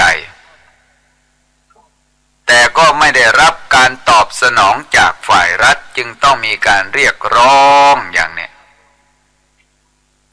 เมื่อเป็นเช่นนี้เป็นยังไงยิ่งจะเพราะว่าประเทศไทยเป็นเมืองพุทธถ้าเอาอบายมุขเข้ามาในประเทศมากเท่าใดปากทางแห่งความเสื่อมประชาชนประชากรในประเทศมันก็ยากจนลงอย่างรัฐบาลกินแบ่งอย่างหวยกินแบ่งรัฐบาลกินแบ่งเนี่ยฉลากกินแบ่งรัฐบาลอันนี้ก็เป็นจุดเบ้าหลอมของอบายมุขปากทางแห่งความเสื่อมสุรายาเมาก็เป็นปากทางแห่งความเสื่อมทั้งสติเสื่อมทั้งปัญญาทั้งทรัพย์สินเกิดการทะเลาะเบาะแวงโรคภัยมันเป็นของอันไม่สะอาดนะอย่างพวกการพนันพวกไพ่ไฮโลคาสิโนม้าที่เดินได้แล้วก็ม้าที่กระดิดได้เนี่ยมันเป็นอบายมุขทั้งนั้นใครตกหลุมอบายมุขคนนั้นมีแต่ความวิบัติชิบหายไปโดยลำดับฉะนั้นพระพุทธศาสนาเป็นการปกป้องกันไม่ให้อบายมุขเกิดขึ้นบ้านเมืองถ้าเกิดไปสนับสนุนพวกอบายมุขขึ้นมานั่นคือแหล่งเกิดของความวิบัติของประเทศชาติของบ้านเมืองก็บอกกล่าวเบื้องต้นว่าบ้านเมืองเจริญรุ่งต้องพดุงศาสนาที่ไหนก็ตามเถอะโยมบ้านของเราถ้าเกิดมีคนติดอบายมุขสักคนสองคนก็เดือดร้อนแล้วเมื่อไม่มีเงินไม่มีทองก็ปล้นจี้ลักขโมยอบายมุขเกิดขึ้นก็เป็นโจรก็ลักเล็กขโมยน้อยคุกตารางจนไม่มีที่จะขังแล้วทุกวันนี้มันแออัดไปด้วยนักโทษทำอย่างไรเราจะช่วยกุลบุตรกุลธิดาพัฒนาชนในชาติให้ตั้งอยู่ในศีลในธรรมพระเจ้าพระสงฆ์จึงมาเรียกร้องกันอันนี้เป็นข้อธรรมที่ฝากไว้ให้สาธุชนได้คิดกันฉะนั้นวันนี้จึงอยากจะนำเรื่องของธรรมที่ควรพิจารณานะมา เล่าสู่กันฟังธรรมที่ควรพิจารณาเนืองๆเนี่ยพระพุทธเจ้าตรัสไว้ว่าอภินหปัจจเวกแปลว่าธรรมที่ควรพิจารณาเนืองๆนี่ตรัสไว้ในอังคุตรนิกายปัญจกนิบาตพระไตรปิฎกเล่มที่12ไว้ว่าเราควรพิจารณาทุกวันว่าเรามีความแก่เป็นธรรมดาจักไม่ล่วงพ้นความแก่ไปได้การระลึกนึกถึงความแก่ทุกวันจะทำให้เรานั้นเป็นผู้ไม่หลงในวัยว่าตอนนี้เรายังหนุ่มยังสาวดูนะถ้าคนใดปัจจุบันทุกวันนี้อายุถึง30ครึ่งอายุคนแล้วญาติโยม30นี่อายุครึ่งคนถ้า30ถ้ายังไม่ตั้งอยู่ในศีลในธรรมประพฤติเสเพลหลงในการเล่นในการเที่ยวสนุกสนานนั่นชื่อว่าเราประมาทในวัยเราไม่แน่หรอกโยมว่าเราอายุน้อยเนี่ยความประมาทจะไม่เกิดขึ้นไม่แน่บางทีเราจะไม่ทันได้แก่ก็มีถ้าเราไปหลงประมาทในการพนันแล้วก็ตายตั้งแต่ยังไม่ทันแก่นะท่านสอนทำไมท่านมีเหตุผลอย่างไรยังสอนอย่างนี้เพราะว่าการพิจารณาความแก่ทุกวันนึกถึงความตายอยู่ทุกวันจะเป็นเหตุให้เรานั้นเป็นผู้ไม่ประมาทในวัยนะส่วนข้อที่2เราควรพิจารณาทุกวันว่าเรามีความเจ็บไข้เป็นธรรมดาเราจะหนีล่วงพ้นความเจ็บไข้ไปไม่ได้การพิจารณาความเจ็บไข้ทุกวันทุกเวลาจะทำให้เรานั้นเป็นผู้ไม่หลงในความเป็นผู้ไม่มีโรคว่าวันนี้เราไม่เป็นโรคภัยไข้เจ็บไม่ป่วยไม่ไข้วันข้างหน้าไม่แน่ถ้าเราไปพิจารณาไปอยู่โรงพยาบาลตรวจเยี่ยมคนอาตมานี่ชอบไปดูคนแก่คนไข้ถ้าไม่ไปดูคนแก่คนไข้ก็ไปเยี่ยมญาติโยมพระเจ้าประสงค์ครูบาอาจารย์สหธรรมิกผู้ป่วยไข้คนเราถ้ามันป่วยไข้เสียอย่างเดียวนะหมดความสุขโยมถึงพระพุทธเจ้าได้ตรัสว่าอโลคยาปรมาราภาความไม่มีลาภเป็นโรคอย่างยิ่งขอประทานอภัยโยมอโรคยาปรมาราภาความไม่มีโรคเป็นลาภอันประเสริฐถ้าคนปวดหัวปวดท้องไม่สบายแล้วมันหมดความสุขนะมีเงินมีทองมันก็ไหลลงออกจากกระเป๋าออกจากธนาคารไปหมดละป่วยไข้ไม่สบายเหมือนเทน้ำใส่กระบอกไม้อันทะลุเงินทองที่มีอยู่เท่าไรไหลลงสู่โรงพยาบาลหมดนี่แหละคนป่วยไข้ก็เป็นทุกข์คนเฝ้าไข้ยิ่งทุกข์หนักอาตมาเคยอ่านพระไตรปิฎกในมหาปรินิพพานสูตรพรรษาสุดท้ายที่พระพุทธเจ้าไปจำพรรษาที่เมืองปาวานบุรีพระองค์ทรงพระชราภาพมากเกิดปักขันธิกาพาธเรียกว่าอาเจียนเป็นโลหิตถ่ายเป็นโลหิตคนที่ทุกข์มากก็คือท่านพระอานนท์เถระพุทธอุปถากคือกินไม่ได้นอนไม่หลับเป็นทุกข์แทนพระองค์นี่คนเป็นทุกข์คนมีโรคภัยอันที่จริงพระพุทธองค์นั้นพระองค์ไม่ทุกข์ใจของพระองค์นั้นไม่ทุกข์ละบุญละบาปได้แล้วแต่ว่ากายของพระองค์นั้นเป็นทุกข์จิตใจของพระองค์พระอานนท์ก็เช่นเดียวกันมืด8ด้านมองไม่เห็นทิศทั้ง4เพราะว่าสิ่งต่างๆที่มีอยู่ในโลกเนี่ยไม่มีอะไรมองไม่เห็นอะไรเลยแม้พระพุทธเจ้าแสดงโอภาสนิมิตก็ไม่สามารถที่จะล่วงรู้ความได้ฉะนั้นคนเวลามีปัญหาเกิดโรคภัยมันเบียดเบียนคนเฝ้าไข้บางทีทุกข์กว่าคนเป็นไข้อีก ฉะนั้นการพิจารณาความเจ็บไข้ได้ป่วยทุกวันเนี่ยจะทำให้เรานั้นเป็นผู้ไม่หลงในโลกจะได้รีบขนขวายสร้างความดีเอาไว้นี่เป็นข้อที่สองข้อที่สามพระองค์ทรงสอนให้ควรพิจารณาเนืองๆทุกวันว่าเรามีความตายเป็นธรรมดาจะหนีล่วงพ้นความตายไปไม่ได้การนึกถึงความตายทุกวันจะทำให้เรานั้นเป็นผู้ไม่ประมาทที่บัณฑิตท่านกล่าวว่านึกถึงความตายสบายนักมันหักรักหักหลงในสงสารบรรเทาความมืดโมหันอันธการ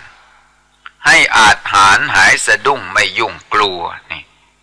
นึกถึงความตาย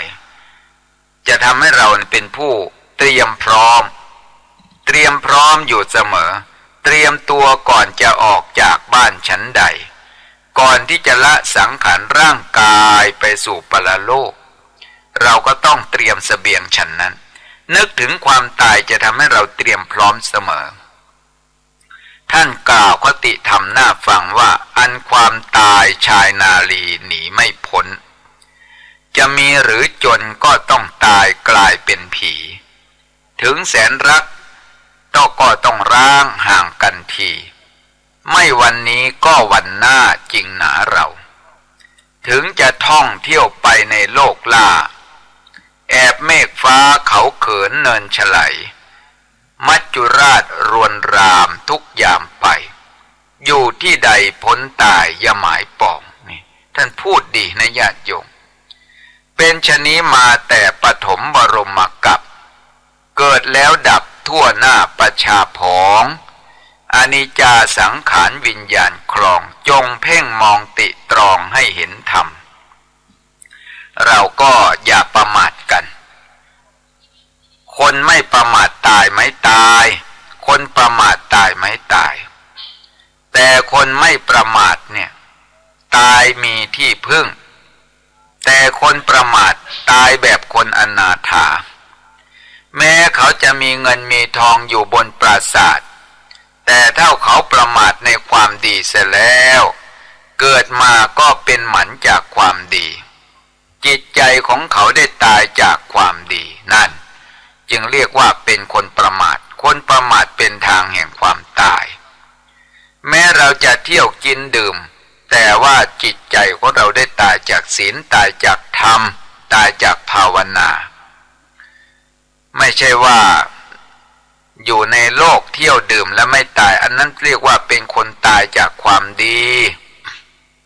แต่คนไม่ประมาทแม้จะป่วยไข้ไม่สบายแต่เขาทำความดีเป็นที่ระลึกที่พึ่งอยู่เสมอคนนั้นชื่อว่าตั้งอยู่ในอัปปมาทธรรมคือความไม่ประมาทนะการระลึกนึกถึงความตายนี้จะทำให้เราเตรียมพร้อมมันวางโยมอาตมาชอบนึกถึงความตายอันความตายนี้มีแน่แก่ตัวข้าแต่จะเร็วหรือช้าหาทราบไม่เบญจขันธ์ผันแปรไปตามวัยโปรดจำไว้ทุกชีวิตอนิจจังมันไม่เที่ยงโยมอาตมานั่งพูดให้ญาติโยมฟังอยู่นี้ไม่แน่ว่าอาตมาจะมีอายุถึง60ความตายนี่มันไม่บอกให้เรารู้ว่าจะตายบนรถบนเครื่องบินหรือบนเรือตายบนถนนหนทางหรือตายในขณะบิณฑบาตหรือตายในห้องนอนตายโรงพยาบาลเรารู้ไม่ได้นะความตายแต่ข้อสำคัญว่าเราทำความดีทุกอย่างทานเราก็ให้ศีลเราก็รักษาไหว้พระสวดมนต์อันเป็นส่วนภาวนาเราก็ทำฟังเทศน์ฟังธรรมปฏิบัติธรรมเราก็ทำกันนี่อย่างนี้ชื่อว่าจะทำให้เรานั้นเป็นผู้เตรียมพร้อมเราเตรียมพร้อมก่อนจะออกจากบ้านชั้นใดก่อนที่จะละสังขารร่างกายเราก็ต้องเตรียมเสบียงคือบุญกุศลเท่านั้นทรัพย์ภายนอกรักกันมากก็ส่งถึงแค่เชิงตะกอนนะ ทรัพย์ภายนอกรักกันมากก็ส่งถึงแค่โรงพยาบาลลูกหลานรักกันมากก็ส่งถึงแค่เชิงตะกอนแต่ความดีที่เราทำไว้นี่มันจะเป็นมิตรแท้ติดตามเราไปในสัมปรายภพโจรปล้นเอาไปไม่ได้น้ำท่วมไม่ได้ไฟไหม้ไม่ได้นะปุญญังโจเรหิทูหรังบุญอันโจรรักนำพาไปไม่ได้ทรัพย์ภายนอกบางทีมันก็คนไม่ถูกกันแย่งชิงลักเอาไปได้แต่บุญที่เราทำนี้มันเป็นมิตรแท้ติดตามไม่บิดพลิ้วเราที่พระพุทธเจ้าตรัสไว้ในติโลกุตตสูตรตอนหนึ่งว่าสยังกตานิปุญญานิว่าบุญที่เราทำนั้นเป็นของตัวเราเองตังมิตังสัมปรายิกังละโลกนี้ไปสู่ปรโลกเบื้องหน้าบุญที่เราทำนั้นเป็นมิตรแท้ติดตามเราไปนะตังมิตังสัมปรายิกังเป็นมิตรแท้ติดตามเราไปญาติพี่น้องบางทีแม้แต่คลานตามกันมาอย่างหักกลับหักหลังกันได้แต่บุญที่เราทำเนี่ยมันซื่อตรงต่อเรานะนี่เป็นข้อที่สามข้อที่สี่ควรพิจารณาทุกวันเนืองๆว่าเราจะต้องวิบัติพลัดพรากจากของรักของชอบใจทั้งหลายทั้งปวงเป็นผู้เตรียมพร้อมวันนี้เราอยู่ร่วมกันวันหน้าเราก็ต้องจากกันถ้าเรานึกอย่างนี้อยู่เสมอใจของเราจะไม่เป็นทุกข์ปลงใจได้เตรียมพร้อมอยู่เสมอว่าวันหนึ่งข้างหน้าเราก็ต้องจากกันนะจากกันวันนี้ยังมีโอกาสเห็นหน้ากันแต่จากกันตอนตายเนี่ยหมดอะไรในชีวิตแต่เราก็ต้องพิจารณาทุกวันอยู่เสมอบางทีท่านก็พูดเตือนคติเป็นคติธรรมไว้ว่าโอ้อนิจจามาลาลับพอชีพดับหมดวาสนาหน้าใจหายอันสังขารเรรวนมาด่วนตายยิ่งคิดไปใจหม่นหมองคลองน้ำตาเนี่ยเวลาเราจากกันไปพ่อจากลูกลูกจากพ่อพ่อจากแม่แม่จากพ่อโอ้ยเคยกินเคยหลับเคยนอนเคยพักผ่อนเห็นหน้าร่วมกันเวลาจากกันไปไม่เห็นหน้ากันโอ้ยทุกข์หนักยิ่งคิดไปใจคะนึงถึงความหลังจะดีชั่วรักชังยังเห็นหน้าจากไปแล้วไปรับไม่กลับมาสุดปัญญาที่จะช่วยด้วยจำเป็นอย่างนี้แหละช่วยไม่ได้ยิ่งคิดไปใจก็หายมีวายโศกเหมือนเดินดับรับโลกมองไม่เห็นตั้งแต่นี้ต่อไปจะเงียบเหงาทั้งเช้าเย็นจะไม่ได้เห็นหน้ากันแต่วันตายนี่ท่านให้พิจารณาอยู่เสมอนี่เป็นข้อที่สี่ว่าเราจะต้องวิบัติพลัดพรากจากญาติพี่น้องจากทรัพย์สินเงินทองบ้านช่องห้องหอวันหนึ่งประเดี๋ยวเราก็ต้องจากกันไปไม่มีสิ่งใดที่จะต้องสมหวังสิ่งที่เราสมหวังความผิดหวังก็ย่อมจะตามมาทั้งสิ้นนะพิจารณาอย่างนี้เราจะได้เป็นผู้วางใจได้และข้อสุดท้ายคือเราควรพิจารณาอยู่เสมอว่าเรามีกรรมเป็นของตัวเองทำดีจักได้ดีทำชั่วจักได้ชั่วสัตว์ทั้งหลายเกิดมาในโลกนี้ต้องมีกรรมเป็นของตนเองมีกรรมดีกรรมชั่วเป็นของตัวเราเองไม่ใช่ใครทำให้เราจะไปสวรรค์ไม่ใช่ญาติพี่น้องพ่อแม่พี่น้องทำให้เราจะไปนรกเปรตอสุรกายสัตว์ดิรัจฉานญาติพี่น้องไม่สามารถส่งผลเราไปถึงภพภูมินั้นได้แต่ว่าคนที่จะนำไปก็คือตัวเราเองกรรมดีชั่วที่ตัวเรากระทำนั้นเป็นคนส่งผลอย่าไปคิดว่าลูกหลานทำให้จิตใจเราเศร้าหมองอย่าไปคิดว่าเพื่อนฝูงทำให้เราใจเราเป็นทุกข์อย่าไปคิดว่าบริวารญาติมิตรของเราทำให้เราจิตใจไม่ดีโยมลองสังเกตไม่มีใครทำเราดีเราชั่วได้นอกจากตัวของเราเอง เขาด่าเขาว่ามันเรื่องของเขาแต่ถ้าเรารักษาใจเราก็ไม่เป็นทุกข์ที่ใจเราเป็นทุกข์เพราะใจเราไม่ได้ใจเราเศร้าหมองเองไม่ได้มีสติเป็นเครื่องกรองระงับยับยั้งทางด้านจิตใจเราจึงเป็นทุกข์บางคนถึงประสบความทุกข์อย่างมหันต์แต่เขาเคยฝึกหัดอบรมจิตใจเขาจึงเกิดความสุขนะใจเขาเกิดความสุขใจไม่เกิดความทุกข์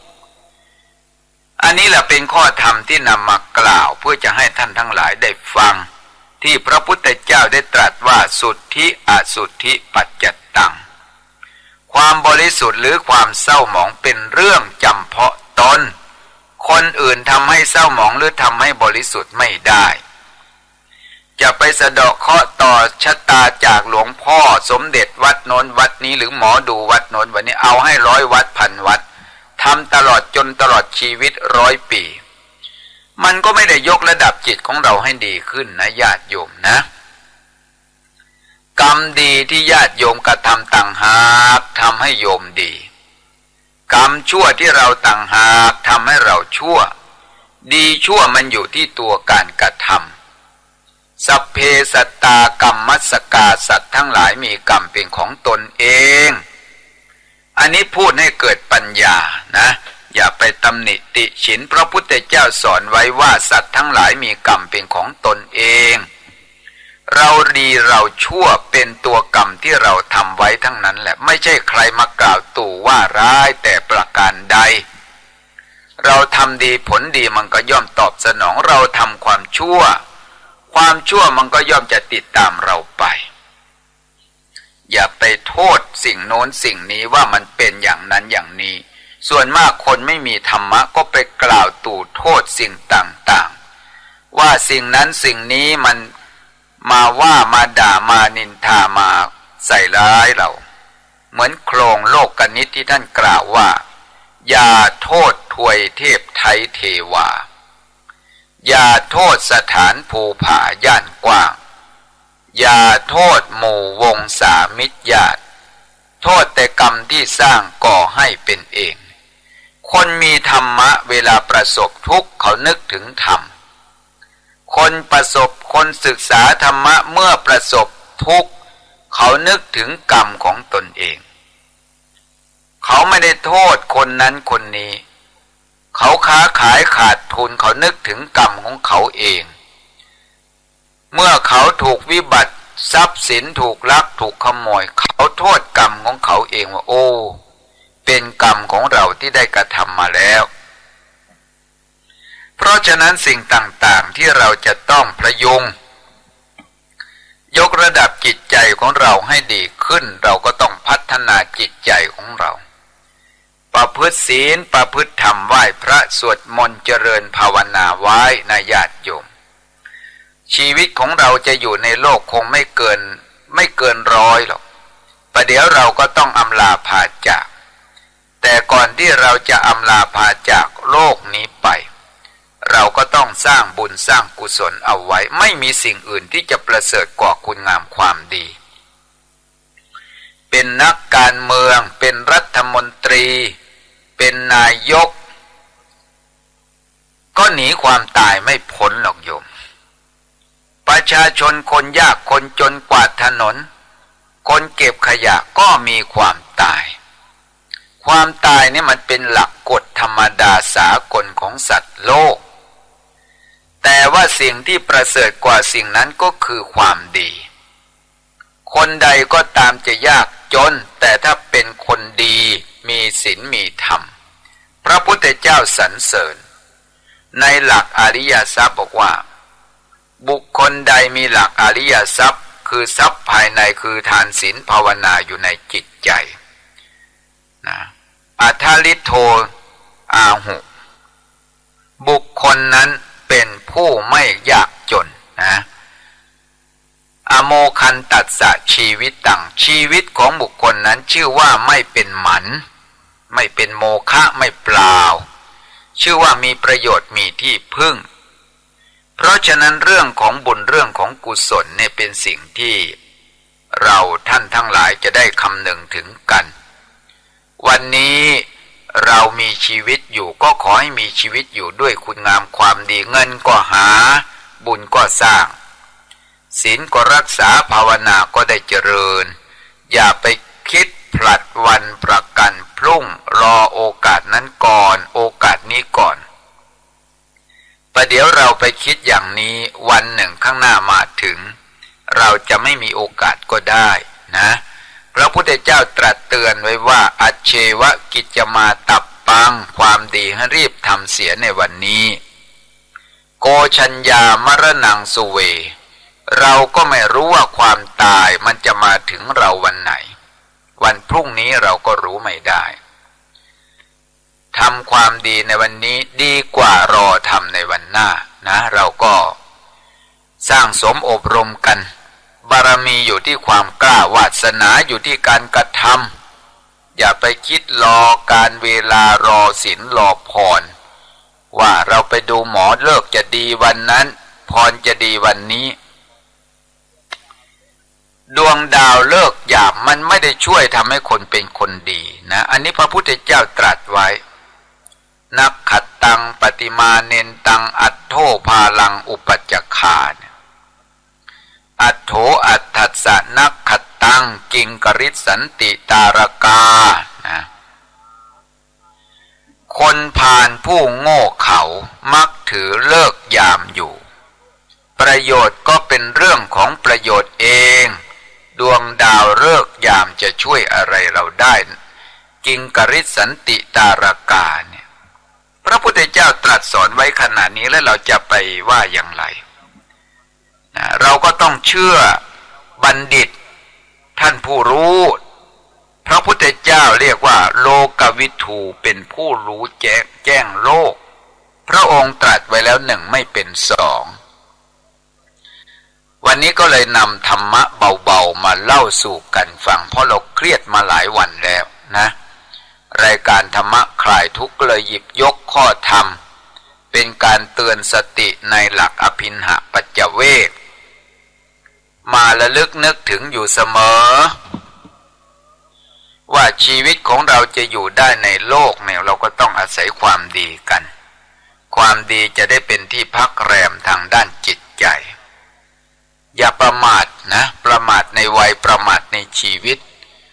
ประเดี๋ยวเราวันหนึ่งข้างหน้าโอกาสเราจะประมาทในวัยประมาทในชีวิตไม่ได้หรอกญาติโยมสาธุชนทั้งหลายชีวิตของเรามีความตายเป็นที่สุดนะเรามีโอกาสเราก็ทำกันไปบำเพ็ญบารมีกันไปวันนี้รายการธรรมะหมดเวลาแล้วญาติโยมสาธุชนทั้งหลายอาตมาภาพผู้บรรยายก็ต้องจากลาท่านผู้ฟังไปเพียงแค่นี้ขอความผาสุกความสวัสดีความเจริญในธรรมความเป็นผู้รู้แจ้งเห็นธรรมในสัจธรรมคำสอนขององค์สมเด็จพระสัมมาสัมพุทธเจ้าจงบังเกิดมีแก่ท่านสาธุชนผู้สดับรับฟังโดยทั่วถึงกันจงทุกท่านขอเจริญพรขอความผาสุกความสวัสดีความเจริญในธรรมจงมีแก่บรรดาท่านสาธุชนทั้งหลายวันนี้รายการธรรมะคลายทุกข์ก็ได้มาพบกับท่านสาธุชนทั้งหลายตามปกติเช่นเคยญาติโยมสาธุชนทั้งหลายวันเวลาผ่านไปชีวิตของเรามันก็เหมือนกับดวงเทียนที่เราจุดบูชาพระหรือเหมือนไส้ตะเกียงที่เราจุดแสงสว่างของดวงเทียนก็ดีแสงตะเกียงที่เราใต้ใช้แสงสว่างอยู่ก็ดีขณะที่แสงสว่างมันปรากฏในขณะเดียวกันมันก็ไหม้น้ำตาเทียนให้หมดไปอายุของเรานี้ก็เหมือนกันวันเวลาผ่านไปแต่ละวันเนี่ยโอ้ยเรานี่ใกล้จุดหมายปลายทางเข้ามาทุกขณะคือใกล้ความตายนะใกล้ความตายกันท่านจึงกล่าวเป็นคติธรรมไว้ว่าอายุที่เราได้คือความสูญเสียไปแห่งชีวิตของเราวันเวลาผ่านไปแต่ละวันนะมันกลืนกินอายุของเราด้วย ถ้าวันเวลามันกลืนกินอายุของเราไม่ได้สร้างคุณงามความดีชื่อว่าเป็นผู้ประมาทคนประมาทนี้พระพุทธเจ้าตรัสไว้ว่าเหมือนคนตายแล้วแต่ตรงกันข้ามผู้ไม่ประมาทคือเป็นคนไม่ตายคนไม่ประมาทไม่ใช่ว่าอายุยืนหมื่นปีคนไม่ประมาทคือคนที่ได้สร้างคุณงามความดีเขาเรียกว่าอยู่แบบผู้มีบุญตายไปก็ตายแบบผู้มีต้นทุนคนมีบุญเวลาทำบุญแล้วก็ตายไปมันก็ได้บุญได้กุศลเพราะฉะนั้นเรื่องของบุญเรื่องของกุศลจึงจำเป็นอยู่เองที่เราจะต้องบำเพ็ญกันนะบำเพ็ญกันให้ทานตามโอกาสรักษาศีลตามโอกาสฟังเทศน์ฟังธรรมปฏิบัติธรรมกันตามโอกาสถ้าเราสร้างบุญสร้างกุศลด้วยการปฏิบัติธรรมชีวิตของเราชื่อว่าเป็นคนไม่ตายนี่คือจิตใจของเราไม่ได้สูญสลายตายไปจากคุณงามความดีจิตใจของเราก็มีบุญมีกุศลเป็นที่พึ่งเป็นที่พักแรมทางด้านจิตใจเพราะฉะนั้นเรื่องของความดีเนี่ยเราก็ต้องสะสมกันเพราะความดีมันทำให้ใจของเราได้ประสบพบกับความสุขในภพนี้ตายจากภพนี้ไปเราก็ได้วิบากเป็นผลให้มีความสุขได้รับผลในอนาคตการเบื้องหน้าแต่บางคนไม่ได้สร้างคุณงามความดีคนเราถ้าไม่ทำดีมันก็ทำชั่วญาติโยมทั้งหลายดูข่าวดูหนังสือพิมพ์พระบิณฑบาตโดนมีดมีคมเนี่ยตัดคอพระคอขาดบาดกับหัวพระตกลงพื้นดินพร้อมกันพระเดินหน้าเนนน้อยตามหลังฟันเนนน้อยอีกนะมันจะไปเหลืออะไรนะโอ้ยน่าสังเวชใจอาตมานี่ก็ไม่ได้บอกว่าเป็นญาติโกโหติกาอะไรหรอกแต่เห็นแล้วน่าสลดใจชีวิตของคนเราเนี่ยมาฆ่ากันเหมือนผักเหมือนปลาอย่างนี้โอ้น่าสังเวชใจลูกใครเนาะหรือจิตใจของใครหนอทำไมใจทมิฬหินชาติไม่รู้จักบาปบุญคุณโทษมันไม่เกี่ยวกับศาสนาหรอกคนทำชั่วนะคนทำชั่วเนี่ยมันอยู่ที่นิสัยจิตใจของเขาโหดร้ายใจเขาไม่ได้เป็นมนุษย์ใจเขาไม่ได้เป็นคนใจของเขาน่ะเป็นสัตว์ติรฉานใจของเขาเป็นสัตว์นรกนะจึงทำได้จิตใจมืดบอดจึงทำความชั่วได้ทุกอย่างแม้แต่พระเจ้าพระสงฆ์เป็นผู้ไม่มีอาวุธยุทโธปกรณ์มีแต่บาทผ้าเหลืองเท่านั้นก็โดนฆ่าโดนฟันโอ้ดูแล้วก็น่าสังเวชใจเนาะญาติโยมจะเป็นใครก็ตามล่ะถ้าเรามองดูปัจจุบันโอ้ยตายไม่น่าสาสมแก่เหตุเลยถ้าเป็นอย่างนี้แต่เราก็ไม่รู้นะว่าพระเจ้าพระสงฆ์เนนน้อยรูปนั้นน่ะท่านได้ทำกรรมอะไรมาไว้ในชาติปางก่อนเคยทุบหัวปลาตัดคอไก่หรือไปฆ่าสัตว์ตัดชีวิตอย่างไรอดีตกรรมเรารู้ไม่ได้แต่เอาเถอะปัจจุบันเรามองดูแล้วก็ท่านได้รับกรรมที่ตายไปโดยเหตุอันไม่สาสมเขาฆ่ากันโยมฆ่ากันเพราะขัดผลประโยชน์แต่โจรผู้ร้ายมันฆ่าพระขณะพระออกบิณฑบาตเนี่ยเรียกว่าไปโปรดสัตว์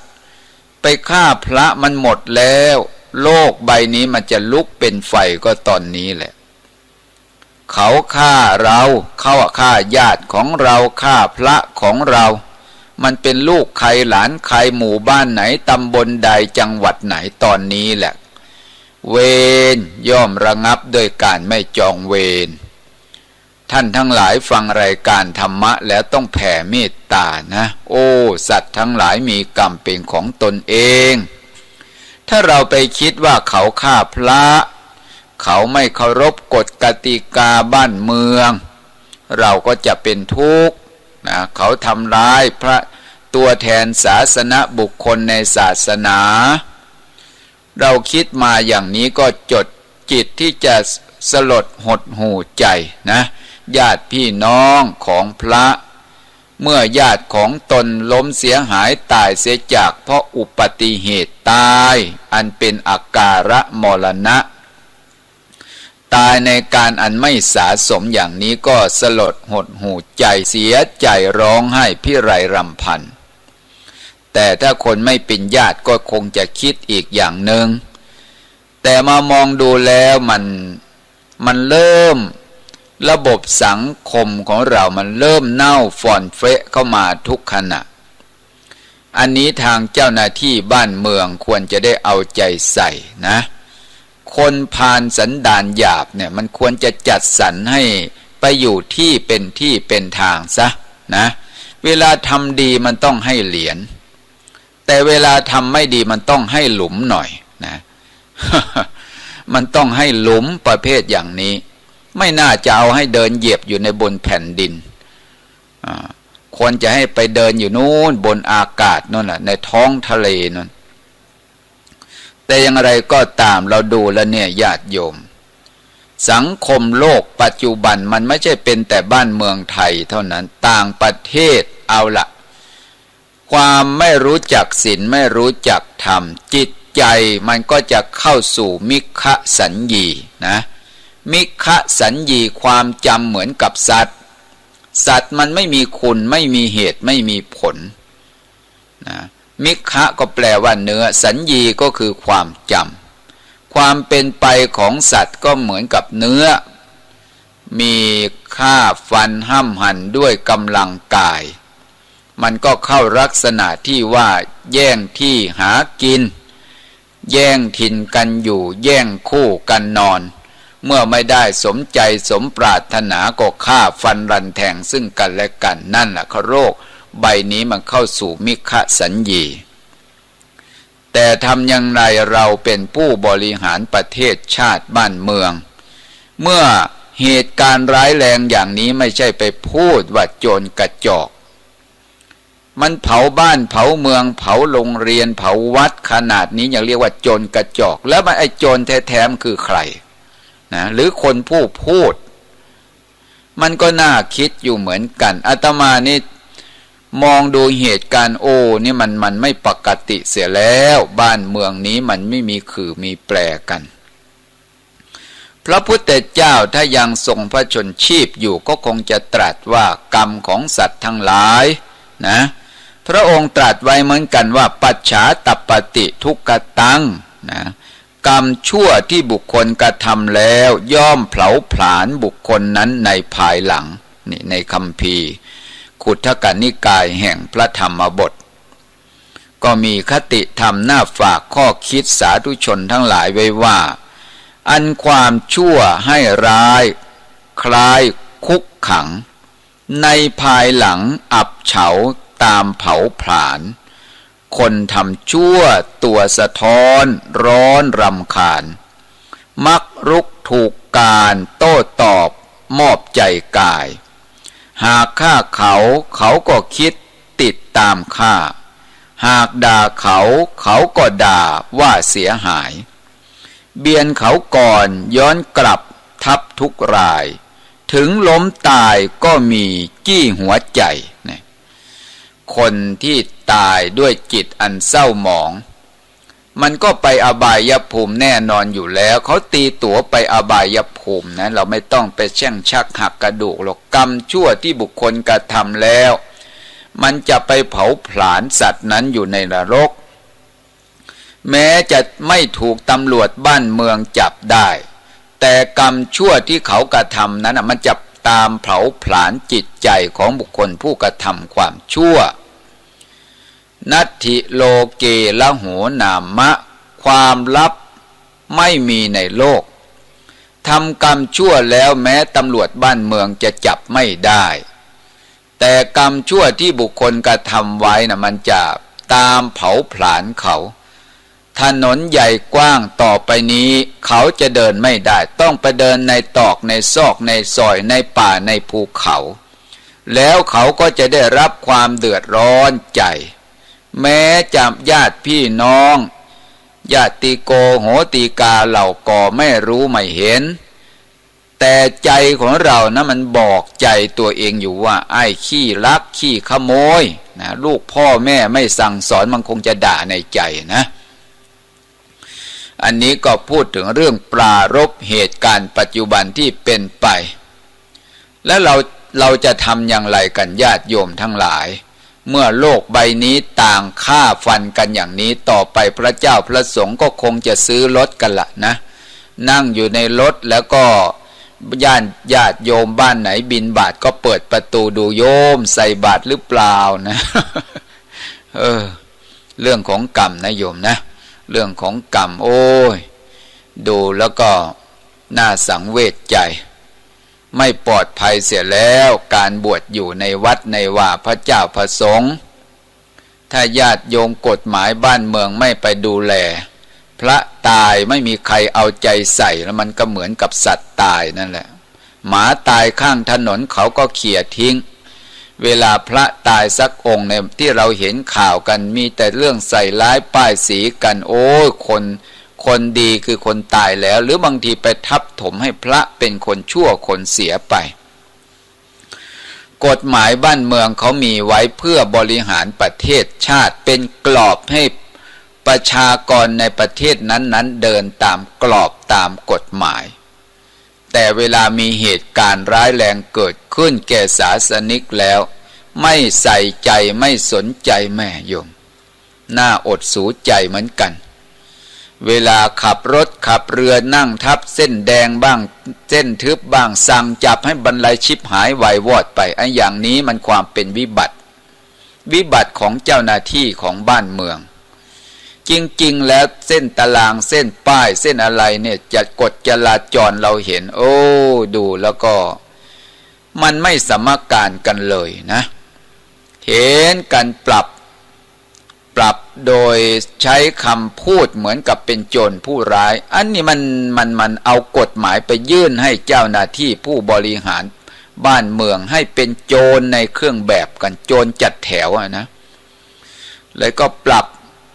เอาค่ารางวัลกันในที่สุดก็มันไม่ได้ทำให้เป็นคนดีในลักษณะอย่างนั้นนะไม่ทำให้คนเคารพกฎหมาย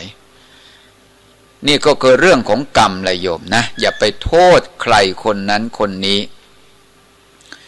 ระบบการบริหารบ้านเมืองวงจรชีวิตบางทีพระเจ้าพระสงฆ์เนี่ยไปพูดอะไรเรื่องการบ้านการเมืองจริงๆแล้วรายการธรรมะนี้มันเป็นแว่นธรรมเป็นกระจกเงานะเป็นแว่นธรรมเป็นกระจกเงากระจกเงามีไว้สำหรับส่องดูตัวเราเอง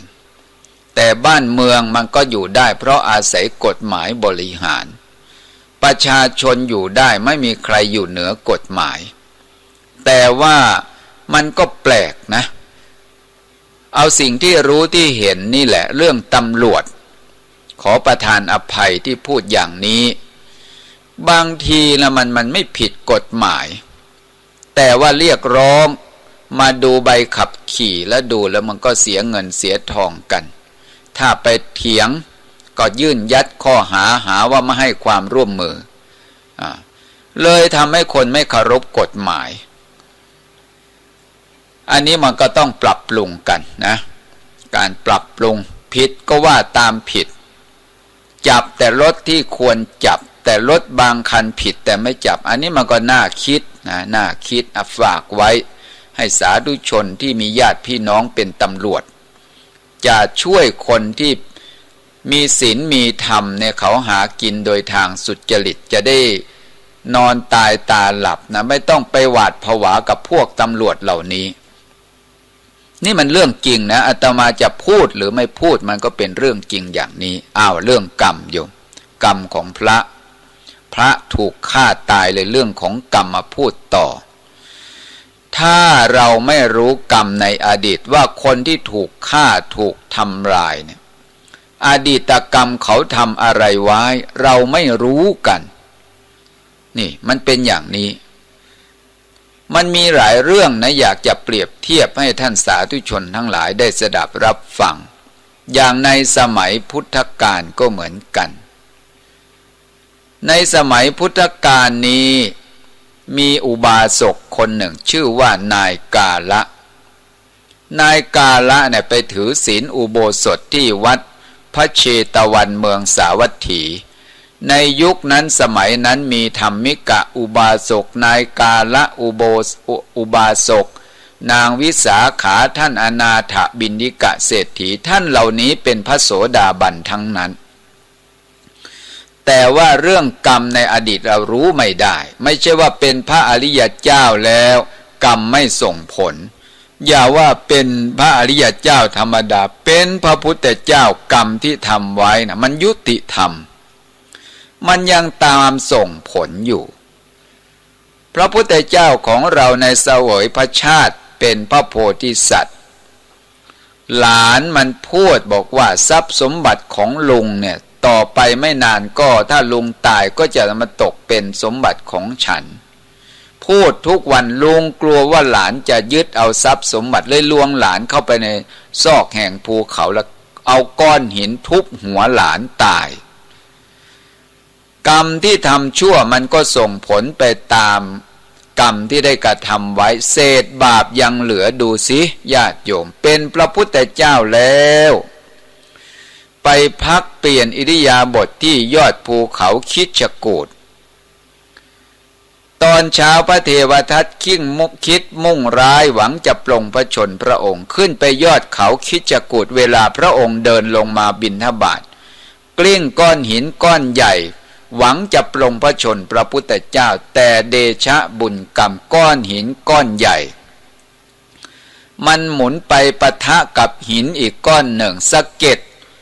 ความแรงของก้อนหินได้ไปปะทะกันแตกเป็นเสียงเหมือนกับขวานอันคม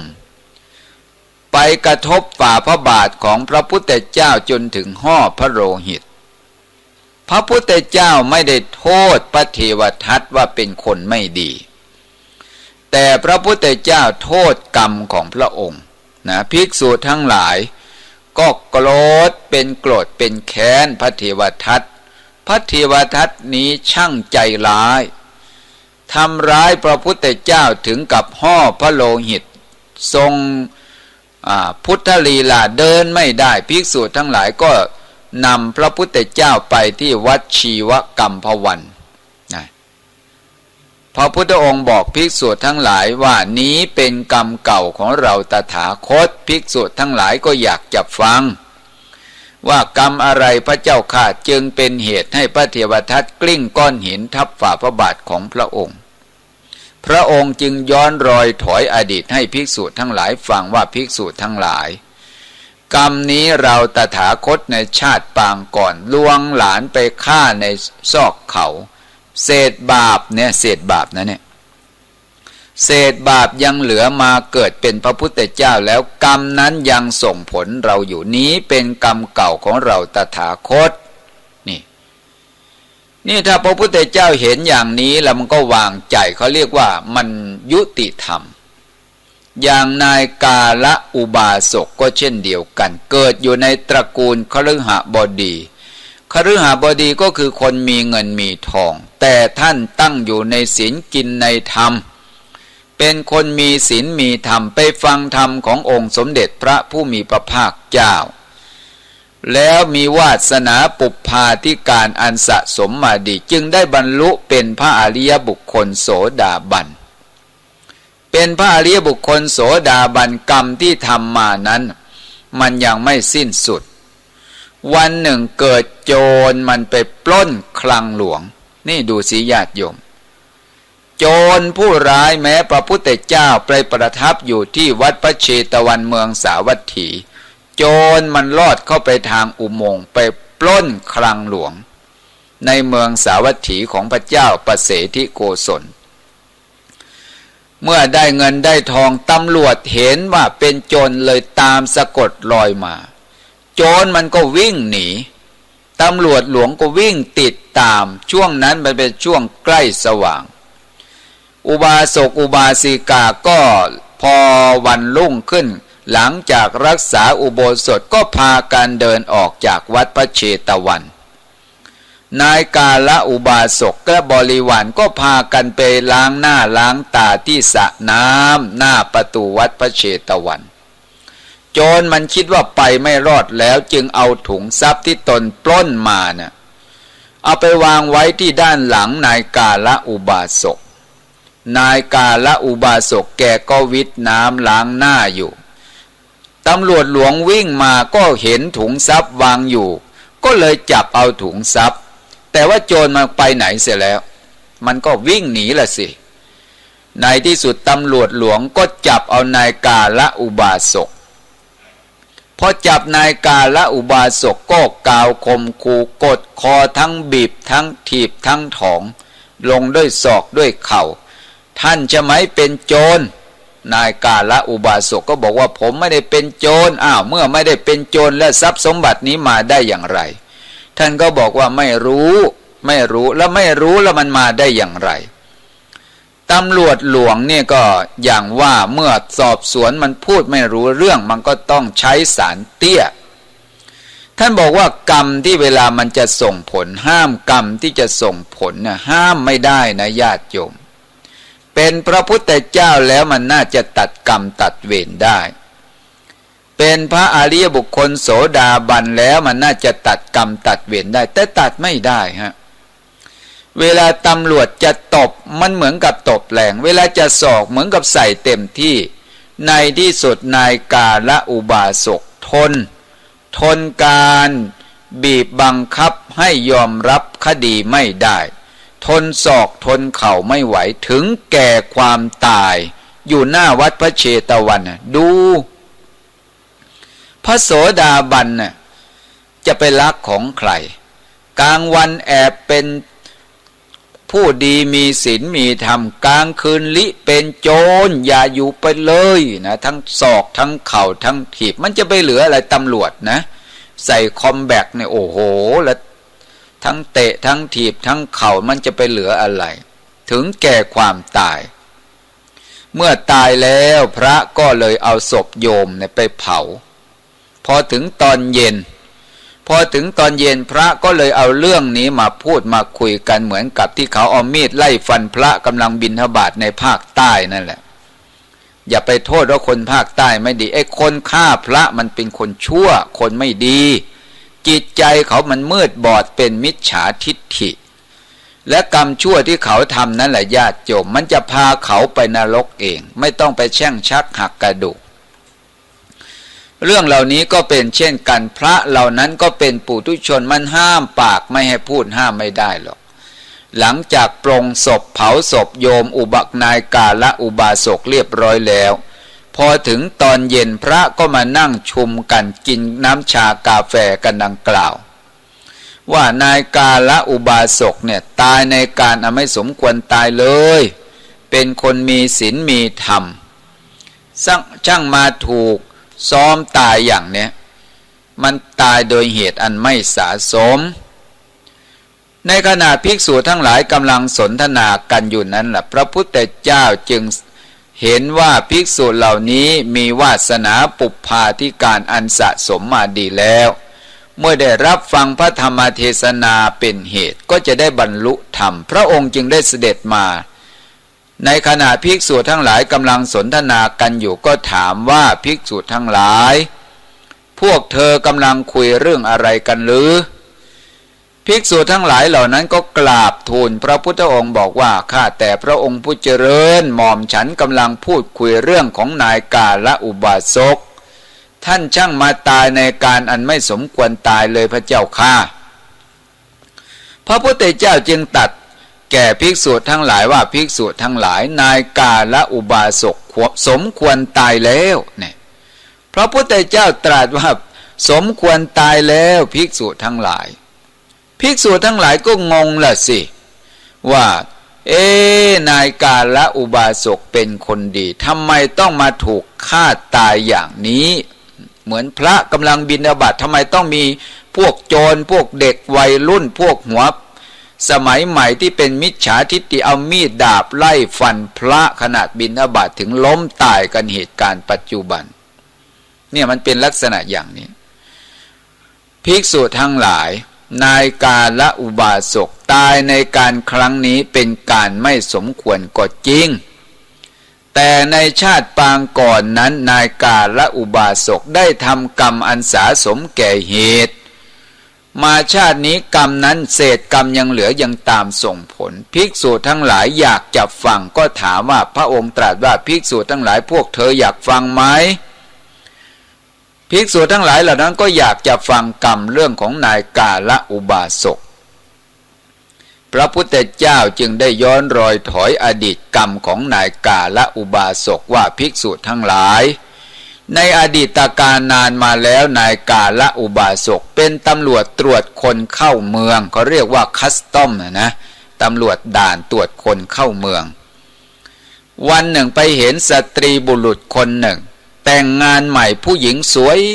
เหมือนนางงามจักรวาลเลยตำรวจนี้ไปเห็นเมียเขาก็อยากจะได้ภรรยาเขามาเป็นภรรยาของเราเลยทำงานล่วงเวลาทำล่าช้าเลยถึงเวลาปิดเลยก็ไปไม่ได้เลยบอกสองสามีภรรยานั้นไปพักอยู่ที่เรือนพักสำรองพอถึงกลางคืนตำรวจนั้นก็หาวิธีการไม่สะอาดเอาของหนีภาษีไปซ่อนไว้ในถุงย่ามของสามีของหญิงนั้นพอถึงตอนเช้าสองสามีก็รีบออกแต่เช้าผ่านคนตรวจเข้าเมืองไปเจอของผิดกฎหมายอยู่ในย่ามคงจะเป็นยาม้าล่ะสินะยาม้าหรือยาบ้าเนี่ยยาอีก็ได้นะเปรียบเทียบให้ฟังโอ้ยตำรวจจับได้ก็ทำยังไงสามีของหญิงนั้นก็บอกว่าผมไม่ได้ลักผมไม่ได้ขโมยทั้งที่แกก็ไม่ได้ลักไม่ได้ขโมยจริงๆตำรวจนี่จุดประสงค์ทำมีเป้าหมายเขาเรียกว่าหมกเม็ดในที่สุดโดนซ้อมหน้าซ้อมหลังถึงแก่ความตายเมื่อถึงแก่ความตายภรรยาที่ว่าจะไปอยู่บ้านสามีก็เลยว่าหมดหน้าที่ก็เลยตกลงสามีก็ตายจะทำยังไงก็ไปเป็นภรรยาของตำรวจที่ตรวจคนเข้าเมืองกรรมชั่วในกาลครั้งนั้นแหละนายกาละอุบาสกไปเกิดเป็นตำรวจโทษหนักไปตกนรกเศษบาปยังเหลือมาเกิดเป็นมนุษย์ถูกฆ่าตายอย่างนี้ทุกภพทุกชาติเป็นการสะสมแก่เหตุแล้วเนี่ยพระพุทธเจ้าจึงได้ตรัสว่านัตถิกัมมะสมังพลังไม่มีกำลังอื่นเสมอด้วยกำลังของกรรมที่เราทำแล้วมันจะส่งผลจะช้าหรือไวนะจะช้าหรือเร็วผลมันก็จะส่งผลอยู่ดีเนี่ยกรรมนี้มันยุติธรรมภิกษุทั้งหลายฟังเรื่องนายกาละอุบาสกแล้วโอ้สังเวชใจพระองค์จึงได้ทรงแสดงหลักอริยสัจธรรม4ประการคือทุกข์เรื่องเหตุให้เกิดทุกข์เรื่องความดับทุกข์เรื่องข้อปฏิบัติที่จะให้เข้าถึงความดับทุกข์จบภิกษุเหล่านั้นได้บรรลุธรรมตามสมควรแก่วาสนาบารมีของตนนี่เรื่องกฎของกรรมนะกรรมของพระแล้วก็กรรมของโยมด้วยไม่มีใครที่จะไปห้ามได้ขอให้ชาวพุทธศาสนิกชนทั้งหลาย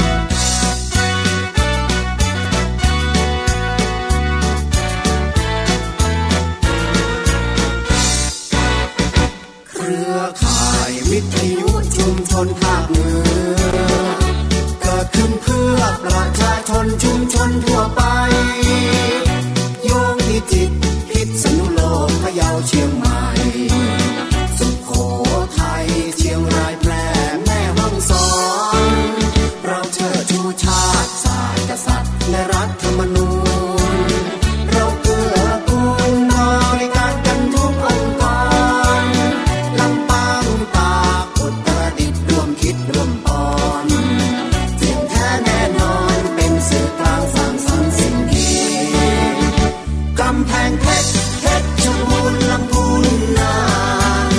เราร่วมประสานงานสิ่งสำคัญนี้เชื่อมโยงกันนครสวรรค์ไทย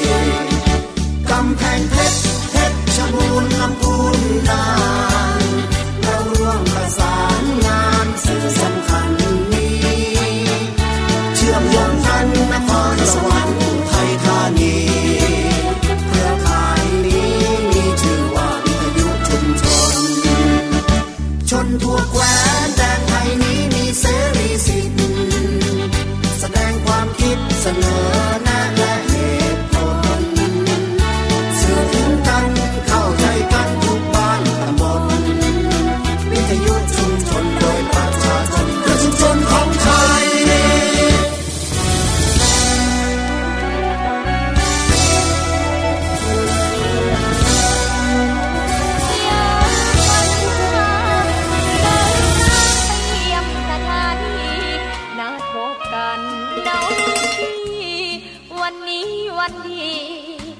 วันเสาร์สวดมนต์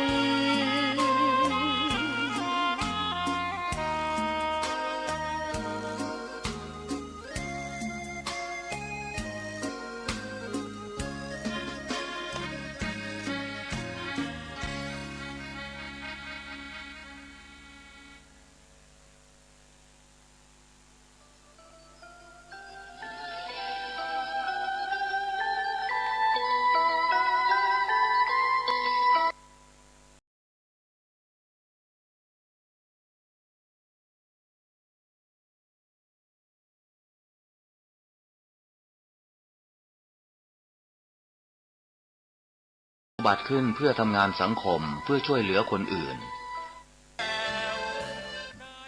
ขอนอบน้อมต่อพระรัตนตรัยแก้วเจ้าสามประการ น้อมเอาคุณพระพุทธเจ้าคุณพระธรรมเจ้า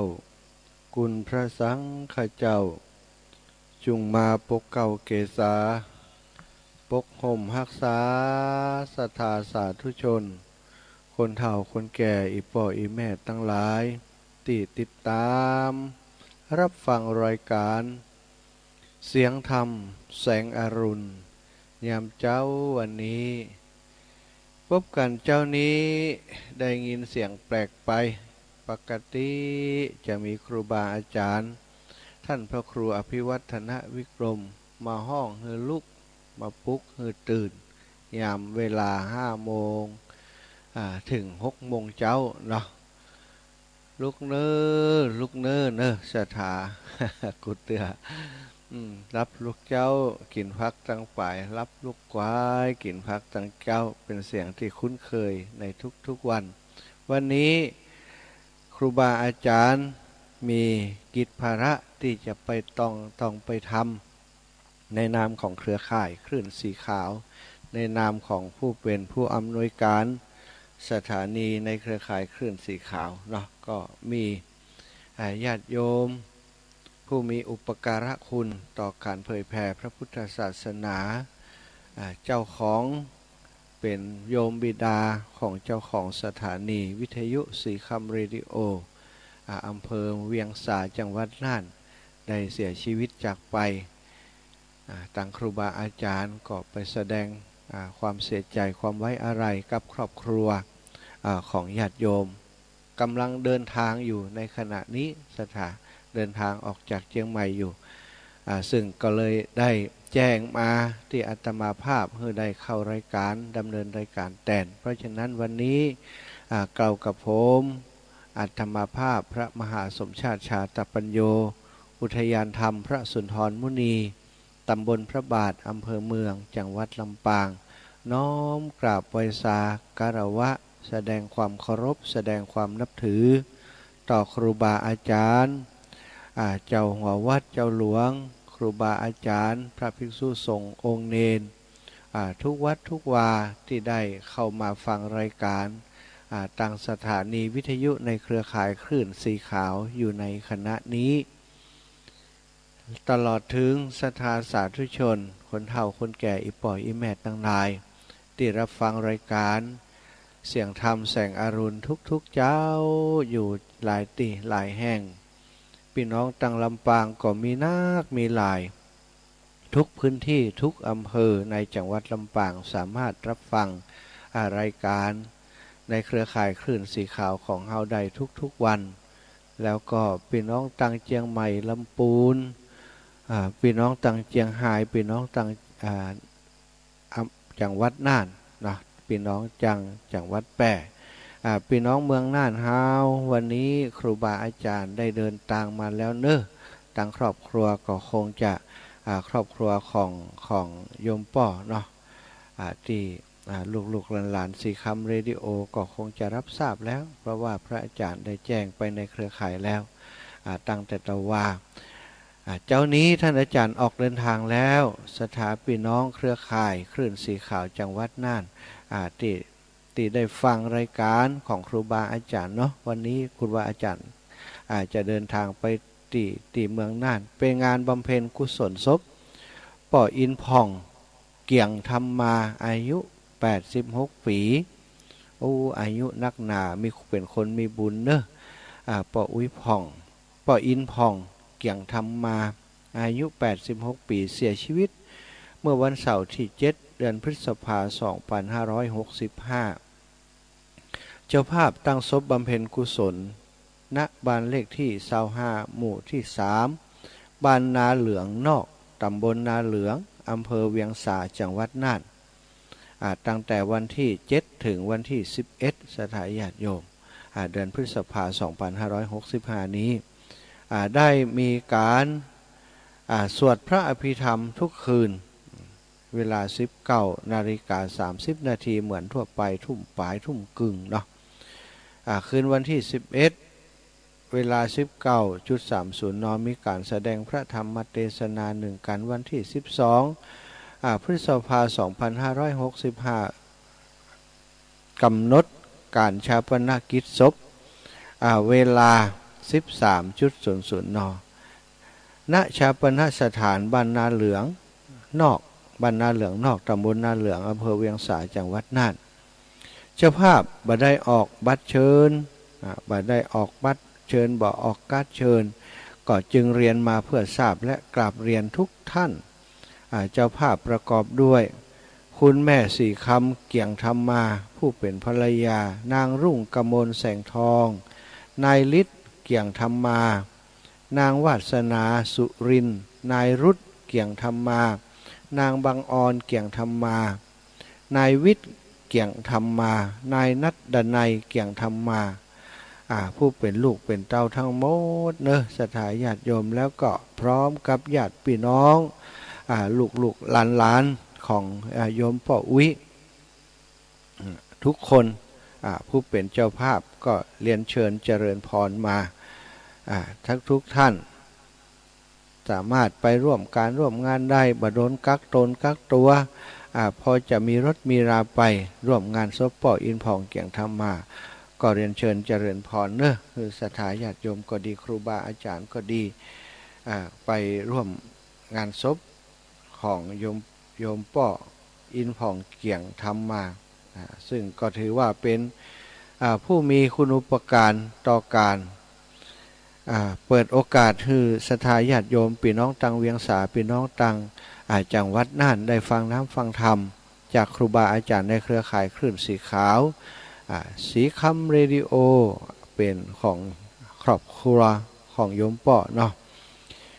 ซึ่งก็โยมป่อเพิ่นก็ชอบฟังด้วยติดตามฟังรายการของครูบาอาจารย์ทุกรูปทุกองค์ตลอดมาก็เป็นที่คุ้นเคยเป็นที่รู้จักของครูบาอาจารย์ในเครือข่ายคลื่นสีขาวของเฮาตอนนี้อีป่อได้เสียชีวิตจากไปโดยวัย86 ปีหน้าที่คนที่ยังอยู่พ้นเป็นลูกเป็นเต้าก็ทำบุญอุทิศส่วนบุญส่วนกุศลไปฮือโยมป่อไปฮือป่อฮือแม่ส่วนหมู่เฮาเจ้าขาดทั้งหลายซึ่งก็เป็นญาติธรรมเป็นมิตรเป็นสหายของเป็นกัลยาณมิตรกับโยมป่อก็ดีกับครอบครัวของโยมป่อก็ดีเฮาก็แสดงออกถึงการไว้อะไรหรือว่าการไว้อะไรการแสดงออกต่อความสูญเสียในครั้งนี้ร่วมไว้อะไรกับครอบครัวของอีป่อที่ได้สูญเสียผู้เป็นมารดาไปร่วมใส่กับลูกกับเท่าลุ่มโพใบใหญ่ลุ่มใส่ใบหนาโยมป่อได้เสียชีวิตจากไปแล้วเนาะในฐานะของหมู่เฮาเจ้าขาดทั้งหลายในครอบครัวคลื่นสีแพ้กันตึงป่อขาวก็แสดงความเสียใจต่อการจากไปของโยมป่อแต่เฮามีความเชื่อมั่นว่าครอบครัวผู้เป็นสัมมาทิฏฐิครอบครัวผู้สนใจใฝ่ในธรรมอย่างครอบครัวของโยมป่ออินผ่องเกี่ยงธรรมานี้ ในฐานะ โยมป่อจะต้องมี หมู่เฮาเจ้าขาดทั้งหลาย สุขติ ในครอบครัว เป็นที่ไปในเบื้องหน้าเนาะ แสดงความ หลังความตายแล้วนะบัดนี้โยมป่อเขาคงจะเป็นบัดต่างจากโคสกะ ครอบครัว เทพบุตรอยู่บนสวรรค์เพราะได้ใจสถานีวิทยุประกาศเผยแผ่พระธรรมของพระพุทธเจ้าโดยมีครูบาอาจารย์ในเครือข่ายได้ไปออกอากาศให้ได้ไปอุปจาผ่านตั้งสถานีของโยมป่อทุกวันอันนั้นก็คือบุญคือกุศลศรัทธาญาติโยมเทวดาทั้งหลายเพิ่นได้รับหูรับทราบก็มีแต่จะล้อซ่องเนาะเอาโยมป่อเอาวิญญาณของโยมป่อไปสู่ภพภูมิที่สมควรที่เหมาะสมแก่ผู้ที่ทำบุญตลอดมาอีกงานศพหนึ่งศรัทธาญาติโยมช่วงนี้ก็เป็นงานศพไปนักเนาะต่างญาติโยม